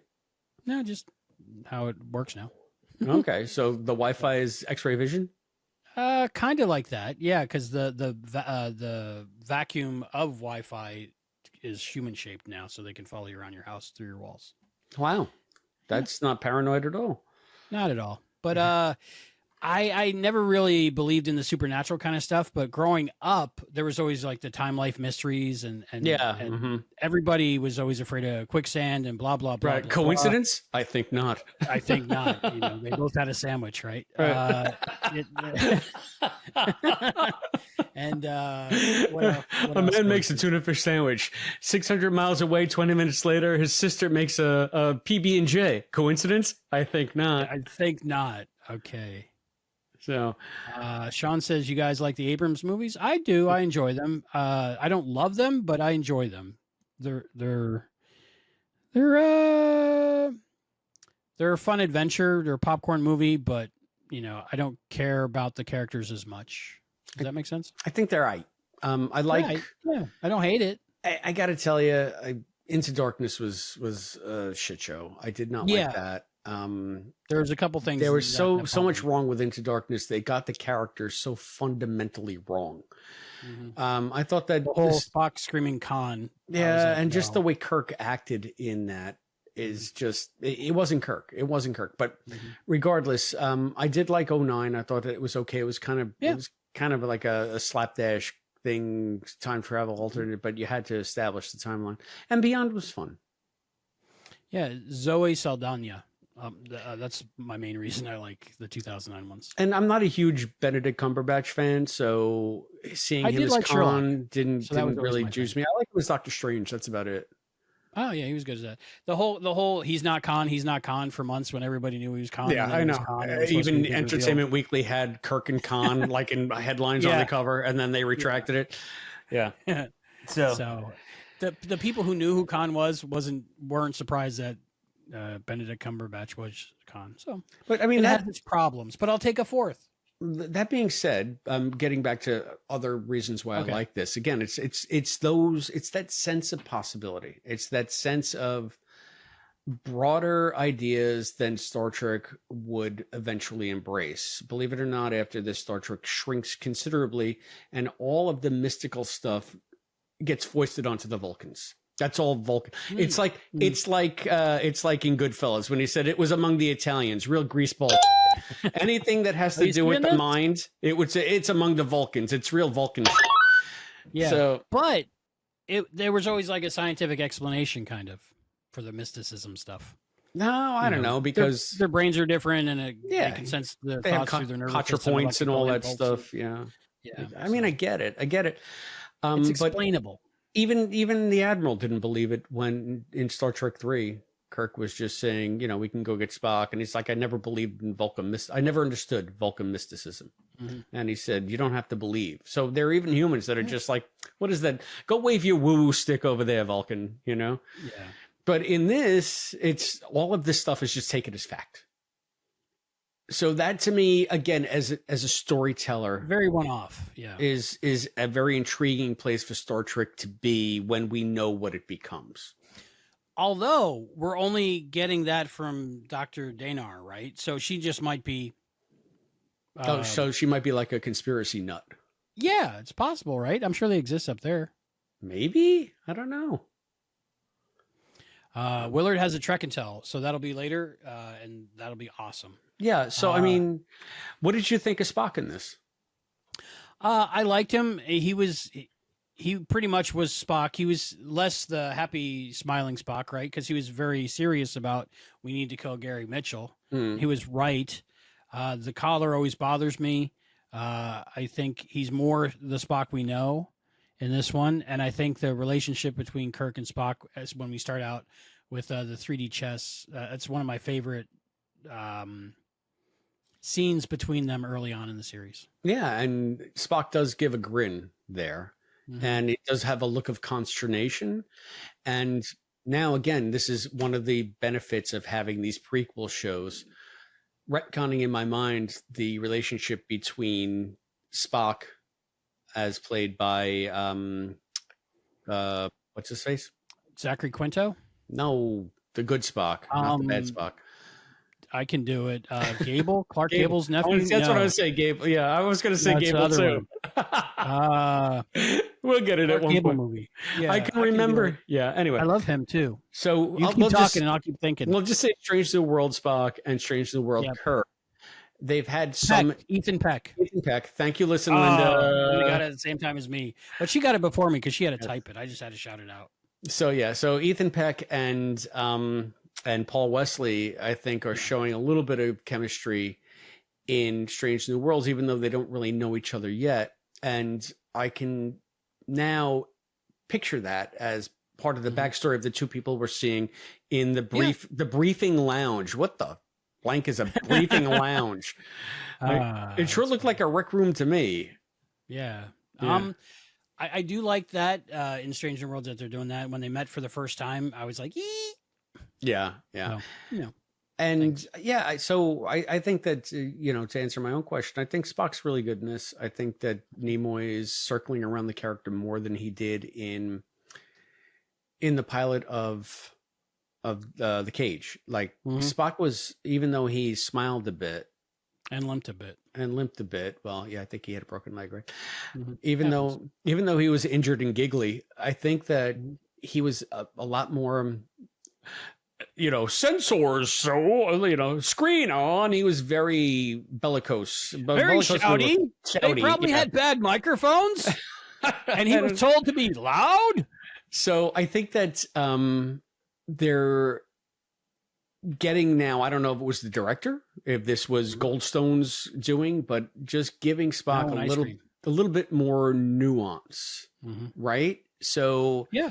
and again, no one plays a Vulcan like Nimoy can play a Vulcan. Some have come close, but nobody can He do it. invented it. And it's nice to, if you watch these in order, see him Mhm. sort of hone in on what the character would eventually become. I have to always watch them in production order because then it gets too confusing. If you Yeah, don't. we never even mentioned that up top, that we are watching these, or did we? That we're watching these. I know we Maybe. did the last show, but up top we should have. We're watching these in production order because it Production just order. makes the most sense. And It does. you can see No the reason to visual skip around like continuity they did. start to shift. You can see all of Yep. this stuff start to fall into place. So Not that I don't like the man trap, but you don't start there. yeah, All right. Sean says, is the Gorn in Strange New Worlds? Yes, they are, and they're Yeah. doing amazing with them. Sean, haven't And you seen Strange New Worlds? Of course. It's time to watch that. It's really good. And listen, Linda says, I like that Strange New Worlds is trying to marry the earlier version of Spock to what we all think of him now. I agree. Yeah, I think that Ethan is staking his own claim on that. He gets this groovy before time where Spock can be amorphous. He can be smiley if he wants to be. He can be shouty if he wants to be. It just really depends on his mood. He's still becoming Spock. So, I mean, he I is think Spock, but he's becoming our Spock. Sometime towards the end of Strange New Worlds, I think we're going to see Ethan Peck Spock probably suffer some hearing loss. So he has to talk louder and also suffer some traumatic something that makes him go back to trying to have the Vulcan philosophy of non-emotion. Yeah, I So mean, we'll see an arc and then a return, if that makes sense. I hope. If it yeah, goes on no, long I enough. mean, yeah, I guess characters evolve. They tried to do that specifically with T'Pol in season 4 of Enterprise because what was Manny Cota's mantra? Fix the Vulcans was like the first thing on his list. So make them a Odyssey lot 5. less. Tell me how angry. Odyssey 5 ends. Okay. Before we do all the things we do at the end, I just want to ask you, lastly, about where No Man has gone before. Lastly, on our discussion of it, what do you think about the whole message of the episode? Because I'm getting absolute power corrupts absolutely, and maybe we shouldn't evolve as a species and stuff. But I'm a little confused about it. Explain it to me how you see it. Well, I mean, I can't help but see it the way that Ken Ray saw it on Mission Log, because I listened to all of their episodes. And thank you, Linda. I will talk about Sulu. I'll tell you. Awesome. Linda asks, Yes. please talk about Sulu. Thank you for reminding us. Yeah, thank you. So I think that part of the problem of Star Trek in general is the fact that somehow it's General and his Penguin.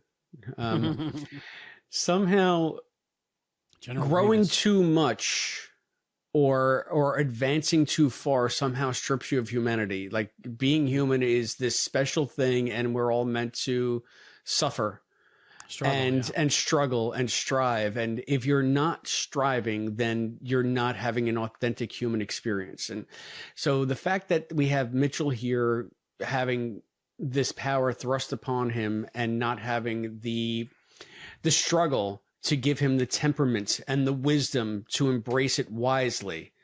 That's the message here. Don't do too much too soon. Don't bite off more than you can chew, because at the heart of it all, we're still disgusting, filthy animals who are going to do what we want to do in the worst way possible because we're savages.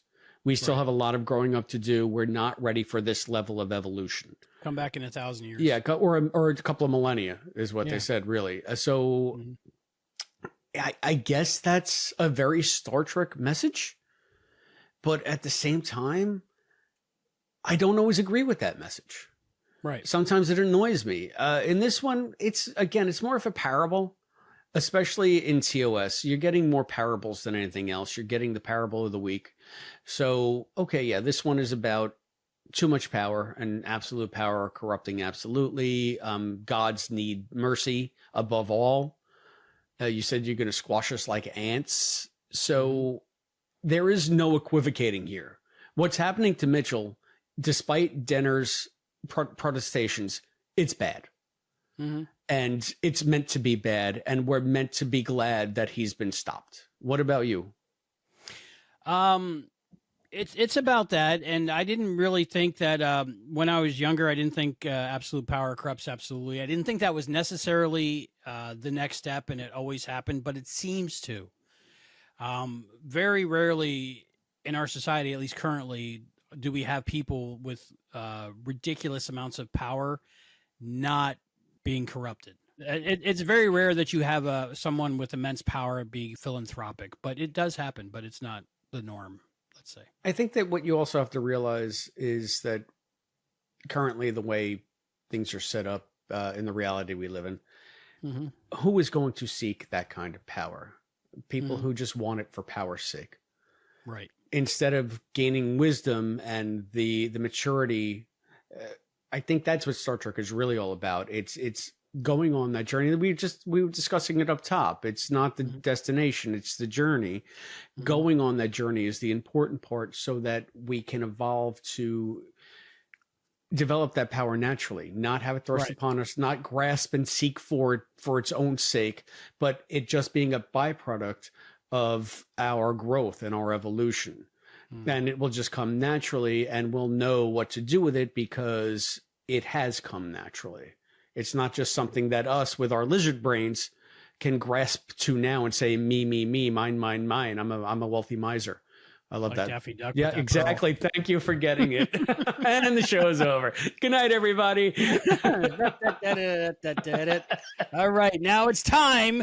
We promised it, and we're going to do it. We're going to talk about Sulu. Okay. So my one and only interaction with George Takei was over this episode. Really? Yeah. So he was talking at Stony Brook Icon Convention sometime in the late 80s, early 90s. Might have been a little bit later than that, but in that area. And they were taking questions from the audience, and I was really curious to know, because I know he just sort of showed up in the background of where No Man Has Gone Before. They just call him Sulu, but they don't tell you what he is. They don't tell you. So I wanted to know, because they call him up for department heads. So I said to George, I'm like, well, going back to the pilot, can you tell me, like, you were in the pilot and you were in the background and you didn't have much. So, and before I could even finish getting my question out, he said, I wasn't in the pilot. And I said, no, in the pilot. And he said, no, the pilot was this show called The Cage. And he proceeded to lecture me on The Cage. And then dismissed me, like did not even. So it's ever since then I was, you know what, go f yourself. Oh, no. And we're live. But it infuriated me because it's just like, no, jerk. I mean the pilot you were in, because this was the second pilot. But he was just so condescending. And I've noticed that with him. He can just go on. You have never met someone besides me who loves the sound of their voice more than George Takei. I mean, he's got a great voice. Yeah, but I mean, wow. Oh my is right. So he put a bad taste in my mouth that day because he sort of made me look like a fool in front of everybody, even though I was asking a legitimate question. When I met him, all I said was, I love your work, or something stupid like that. Because I was just like so overwhelmed to meet him. I think he was like one of the first original cast members I ever met. So I was like freaking out, and he came to a local convention and it was amazing. But he just said thank you or something like that he does, and I was like, he said thank you. Yeah.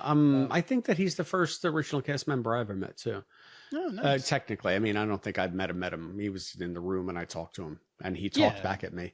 He signed a 8x10 for me. But have we ever? I mean, I never got an answer to that question. I still don't know, what was Sulu's role in this episode. He must have been a department head of something. Was he the department head of the botany? Yeah, he must have been, because later on you have that hand puppet plant thing. Beauregard. That's Oh, Borg. cool. So Nebula Willard has a story too. Okay. Before we go to calls, we have trivia. Do we do episode crush? You want to do those? yeah, sure. Okay. Who was your episode crush? Oh, by far, ripped tunic Kirk. We establish a series legacy in this one. Like this will go on as the series goes. So my episode crush is bloody, dirty, ripped tunic Kirk at the end of the fight with Mitchell. Who's your episode crush? I'm gonna have to go with Sally Kellerman, Dr. Danar. I can't not. She always there's something about Hot Lips that just did it for me. All right. Well, In fact, I might watch some of MASH later on tonight. we'll never have to fight over her. Okay, good. Favorite part of the episode, Chris? Oh, I had this in my head before. I think it's the scene between Kelso and Mitchell. Even though it's very short, Kelso comes in and C blocks Mitchell as he's just about to get busy with Daner. But again, it's just the way that they talk to each other. You can tell they're friends. That or when the dude bro moments between Kirk and Mitchell, when he talks about maybe pointing Carol Marcus at her. Probably just so that Carol Marcus. Just so that he wouldn't. He said, "Hey, I won't have to read a book in your class if I can get you laid. Let me see if I can get you laid." Maybe that's what the fourth Star Trek movie will be about. Yeah, probably not though, because he was teaching at the academy at this point. So, how about you? What was your favorite part?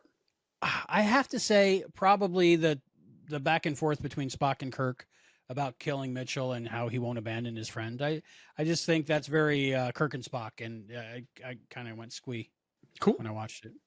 All right, so we got trivia questions. I'm going to ask you, while I'm doing that, everybody who wants to call in, feel free to call in, and I'll pick up on everybody, and we can have a six-way going on. Whoa, hey, that's what you wanted with Takei.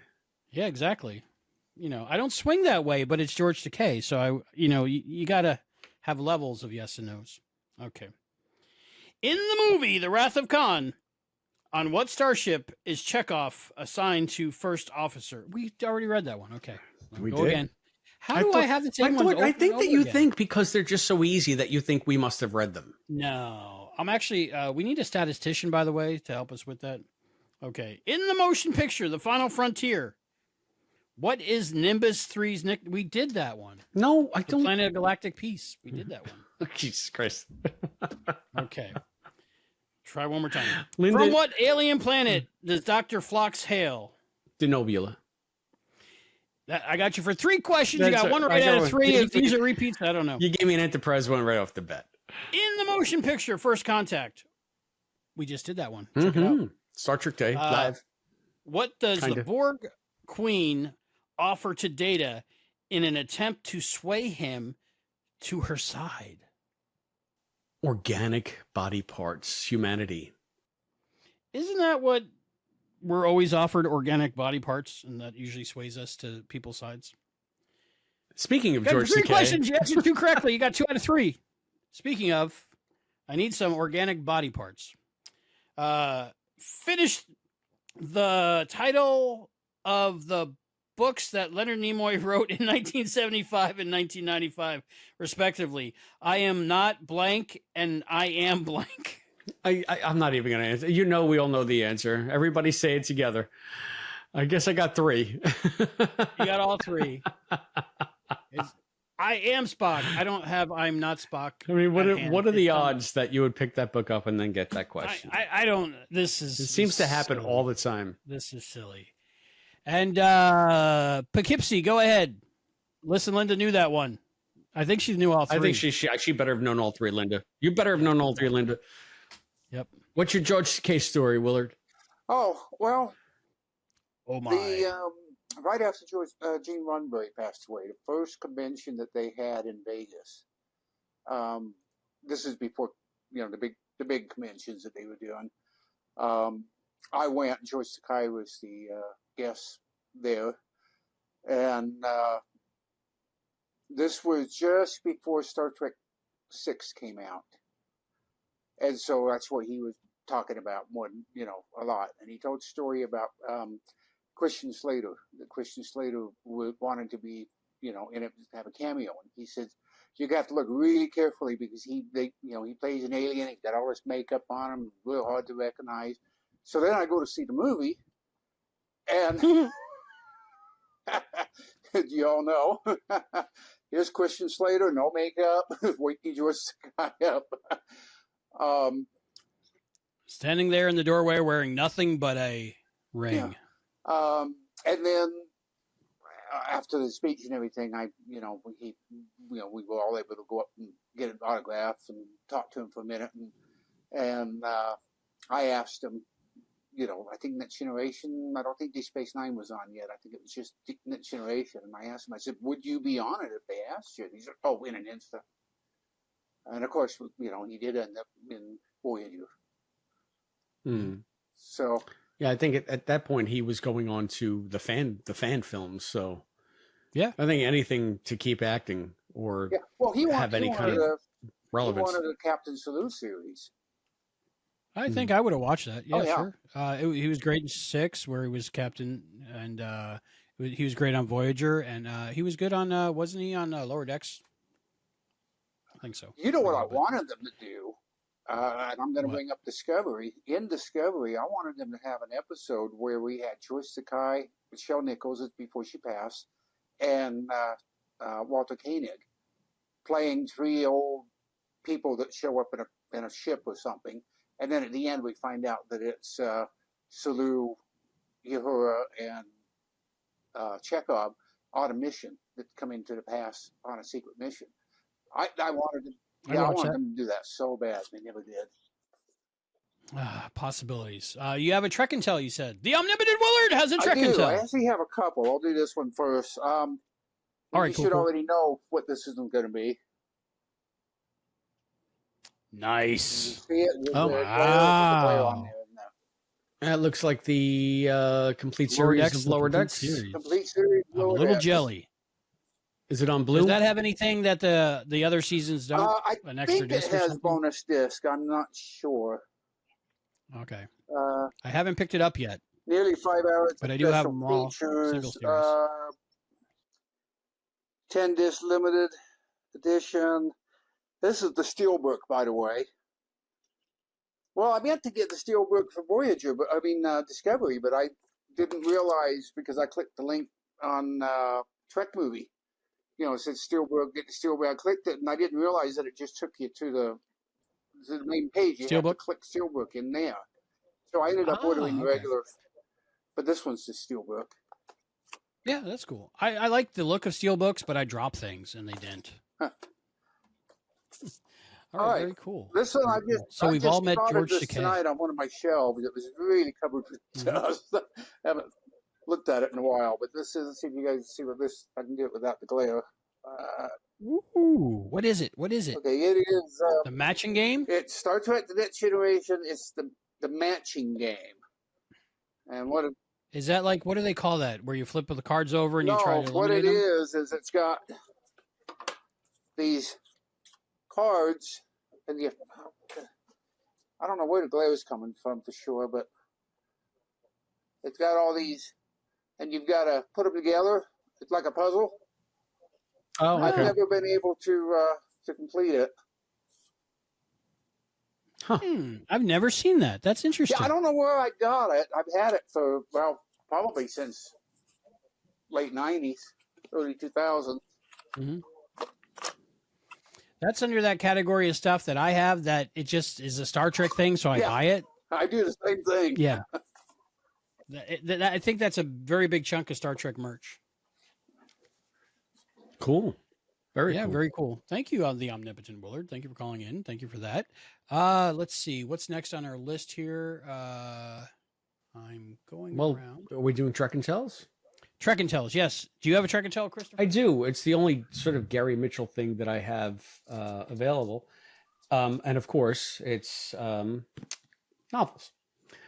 So I guess I wasn't the only one intrigued by the younger years of Kirk and his friendship with Mitchell, or not our friend, but a person who I've met, an acquaintance and really great guy, Michael Jan Friedman, one of the premier Star Trek authors, wrote these books. They were 3-part. I only have the first 2. I can't find the other one. I'm sure I have the third one in my boxes somewhere, but they're called My Brother's Keeper. And it basically chronicles the beginning of Mitchell and Kirk's friendship at the Academy, and then them serving together, I guess, maybe on the Farragut. And I don't remember how it ends. But yeah, so Michael appeared on that Star Trek podcast, Sean's show. Actually, it's Scott's show. Yeah, we should get. I don't know. I think we could probably get Michael if we wanted to. Okay. And I met him at a local con here. I met him at LI Trek a few years ago, and I bought one of his new books, and he signed a bunch of my old Star Trek novels. I think I might have one up here. Definitely double. Where is it? Yeah, it's not up there. Oh, there it is. Hang on. Boom. So I brought a few of the ones that he wrote in the novel series. So let me ask you, how does the novel series Memory Beta handle Gary Mitchell? Oh, wow. Yeah, Chris, so- I hope you're happy now. No, what's it say? Hope? It probably says it twice because the book is double. Oh, okay. It says, Chris, hope you enjoyed it, Michael Jan Friedman. Yeah. So very That's clever, awesome. very clever. So yeah, I met Michael. He's a really cool dude. And we sat and we talked for like a half an hour. What do the books say about the Mitchell times? I quite frankly don't remember. When I read them, I was remember enjoying probably it? in my 20s at that point. And yeah, I think I recall enjoying it. So I must have part 3 around somewhere. But so if you want to get more into the Kirk-Mitchell relationship as chronicled by Michael Jan Friedman, you want to look for the original series novels, My Brother's Keeper, which has 3 parts. I'm sure maybe they have an omnibus version of them now. Oh, that would be nice. Yeah. Very cool. So very cool. that's my Mitchell Truck and Tell, and you can even tell that they took some of the cover art from some of the more like weird poses that Mitchell does. Yeah, because he was wearing those contacts and he couldn't see. Yeah, we never talked about that. How did they do that effect? They were real glass contacts, I believe, Oof. with like a silver coating, and it hurt him. Holy crap. Yeah, I don't know where I heard that, but it's in there somewhere, so I must have heard it somewhere. got All right, Gary one more. Lockwood. Go. Yeah. If you'll let me, I've Okay, got what do you one got? more. Yeah, sure. Thought of this, The I Omnipotent thought of this Willard. when Chris brought up his books. Ooh. That is the autobiography of James T. Kirk. How is it? You know, I've read most of it, but I've got to go back and start over, I think, because it's been a while. It's written from the character's perspective, yeah, right? it's written like it's Captain Kirk writing it. And it goes through from his childhood all the way up to, I'm not sure exactly where it ends off at. But it does. I'm thinking cover his time. he's writing about going to the launch of the Enterprise It does B. cover the Gary Mitchell years. Nice. It does confirm that it was. Remind me, guys. Edith No. Keeler? He talks about Edith Keeler. He talks about all that. You know, Oh, does he? It very fills in a cool. lot of the gaps. It helps to kind of, like I said, I got to go back and reread it. I think because it's been. So it does confirm that the girl that was directed to him was David's mom, Carol Marcus. Thank you. Yep. Oh, very cool. I just never read it yet. It goes into Is the it whole. is there an It audiobook? goes into the whole Carol Marcus. Her letting him know that she was pregnant and saying that she didn't want him having anything to do with David and. So he knew about it. Oh well, we know David. I he knew didn't know about he knew David about because in Star Trek 2 he knew. Oh yeah, you said you didn't want me to be part of it or whatever. So it So fills in a lot of the gaps, and I think it's closer to canon than anything else I've read. I mean, of course, it's not canon, but I think it does. Well, I love Shatner's autobiographies, so I'll read Kirk's autobiography. Yeah, I haven't read there's the autobiography of Spock, which I don't have, and then Janeway I've got, but I haven't read it yet. And then That one will be a good one. Should be like I was feeding the dog. and hanging out with Mark. then I think they just came out with Cisco, not too long ago. And then I know part of it was how many times do I have to be in this bathtub before Chakotay joins me? And he never did. Well, like I said, I haven't read it yet, but those are the only 2 I've got, and I believe there's This doesn't really have to do with the cage, but I figured I'd show it off. Is that your Trek and Tell? This is my Trek and Tell. Is that a This Mr. my Potato? Mr. Spock potato head. Oh, okay. And it is autographed. By Mr. Potato himself? No, by the toy artist that sculpted it. Oh, okay. But how cool is that? That's cool. You never took it. So it's a mint original packaging. Yes, I interviewed the guy who was responsible for producing these and sculpting them and different things and licensing them. And I got Jay and Silent Bob autographed by him and Kevin Smith. And I got a Spock, and then I brought one home for Rennie. She opened it. I forget what it was. It was a troll or something. Cool. Something. That was my Trek and Tell. That's it. All right, so let's take this one home. Yeah, I think we're going 2 hours here now. So. Yep. So we're at our limit. So we did that. Final thoughts, 5-digit silly ratings object. Did you want to rate it, Willard, while you're here? It is one of those episodes, I think, because a lot of it sticks in my mind. It's out of 5, right? Yep. I would probably give it maybe a 4 out of 5 silver eyes. Okay. All right. We'll take it. We'll take it. We're going to let you go now, Willard. Okay. And we thank you so much for joining us. And please call in again. And those were awesome Trek and Tells. Yeah, thank you. for all that. Good night, Thank you, Willard. Thanks so much for joining us. That's great. Yeah. Thank you, Willard. The omnipotent Willard. Bye. Okay. How do I don't know. what's the button? What's the button? Well, he's doing that freeze smile like at the end of The Naked Gun. Yeah, there's a new one coming out. I'm trying. I'm trying to figure out how. Let me see. And goodbye. Yes. So many buttons to confirm. Thank you, Willard. Thank you, I want to read the autobiography of Captain Kirk. Yeah, I never even considered stuff like that. I do love biographies. So usually it's because they're nonfiction, and my brain seems to like nonfiction when I'm reading. Yeah, no, But it's nonfiction fiction. So it's a fiction autobiography. It's a fiction. It's like Stitch in Time by Andy Robinson, right? The Garrick book. That's sort of like the only thing that I've ever read in that vein. And I'm probably thinking about it because they just mentioned it on that Star Trek podcast when they did their review of the Strange New Worlds trailer. And then they talked about their favorite alien species in Trek. Stitch in Time, they just did make an audiobook of that with Andy reading it. So yeah. Rick had mentioned that it was fantastic with Andy reading it. Okay. I read it on my iPad when I was doing all the I have the paperback. Relaunch books. So very cool. They're hard to find the paperbacks these days. Love Garrick. Anyway, if I get a second one. Linda said we would know her rating if we could read her mind. I'm gonna say 5. She's gonna say 5 Gary Lockwoods. I'm going to say that she's going to give it 3.5. Oh. She's going to give it 3.5 espers. All right. What I'll go with my final thoughts and ratings, and I'll let you finish. How's that? Sure. My final thoughts is I love the episode. It's great. I'm glad it exists. No matter how much or little Lucille Ball had to do with it. I know she was integral because like there was one person that I used to cook with that says you should date more. And if that guy didn't say that, I wouldn't have Serenity. So everybody that contributed to Star Trek existing, I appreciate. But overall, I love the feel. I love the look, even though it's kind of weird and retro in the retro. It's fun. And I've never not wanted to watch it when it came up in rotation, and I really like it. So I'm going to go ahead and give it out of 5. I'm going to give this one 5 R's for James R. Kirk. For James R. Kirk.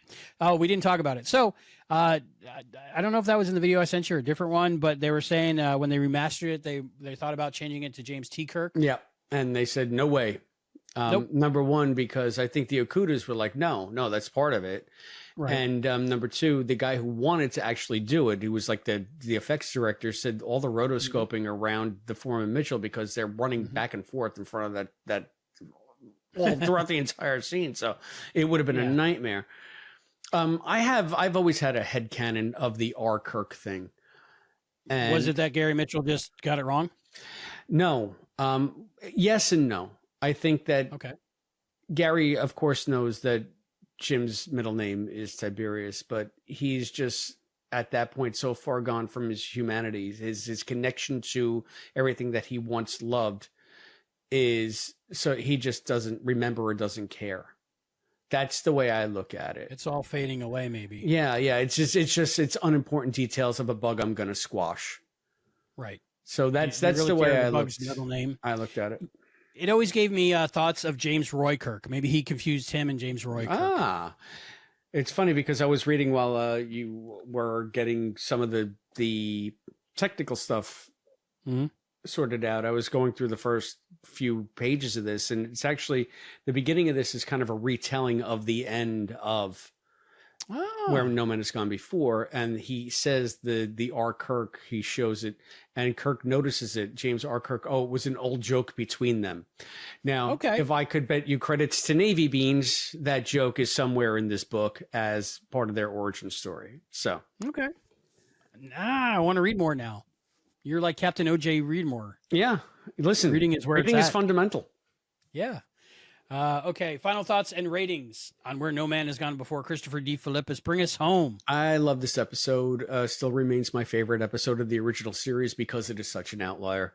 It still awakens in me all of the nascent creative juices that I want to explore so that I can fill in these gaps and be that perfectionist, be that canonista, and make it all work together. Beyond that, again, I think the sensibilities of this episode are so much different from the original series in so many good ways that I wish they would have kept a lot of it. Unfortunately, they didn't.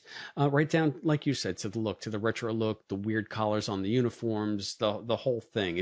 All of it works for me. It all sings, combined with fantastic performances by a great guest cast and basically the genesis and the seeds of the greatest friendship in science fiction history.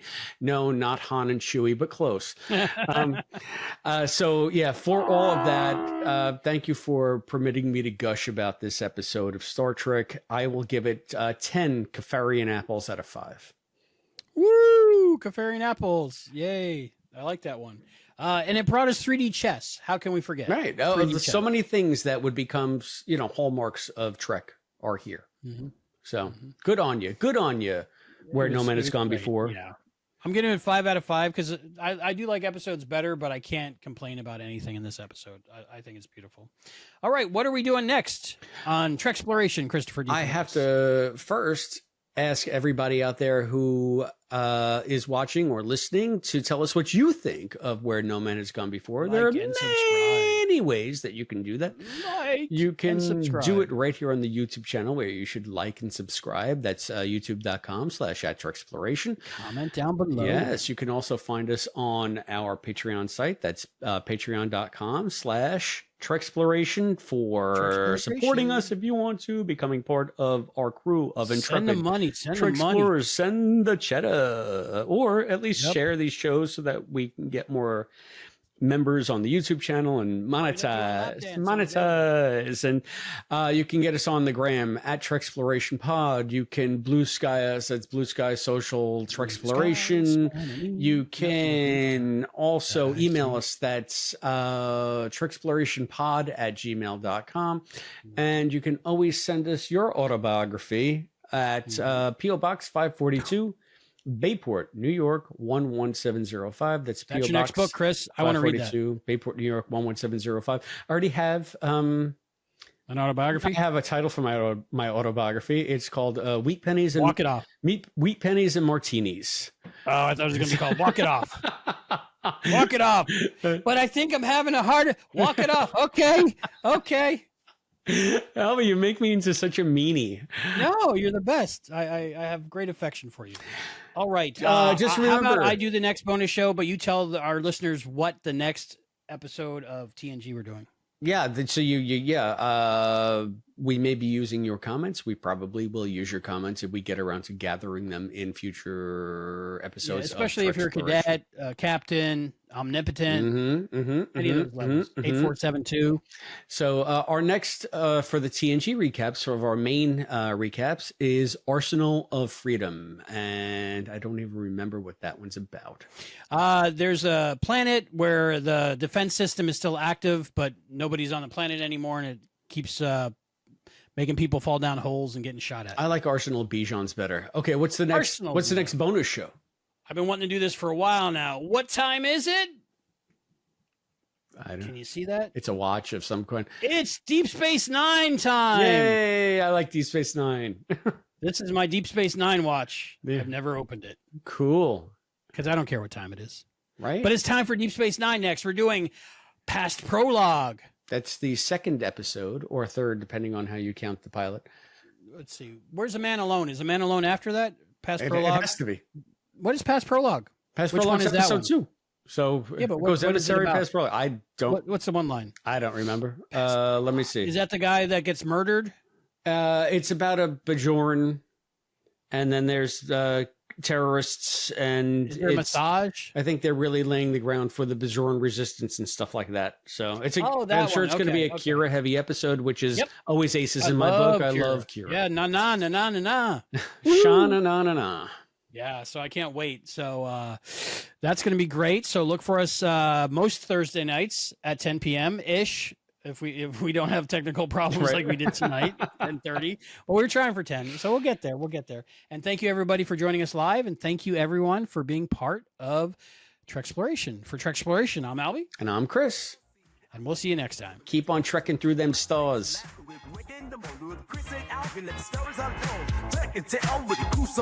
Around the mic, put shots so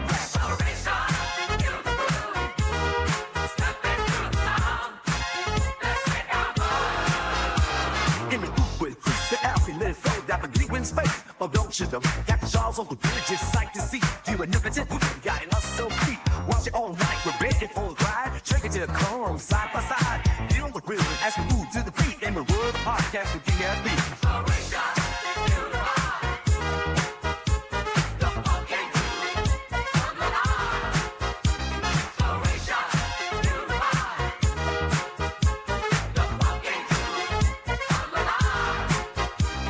Sound waves flowing, we set the stage.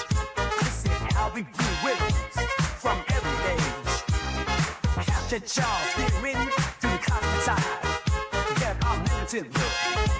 Time to ride.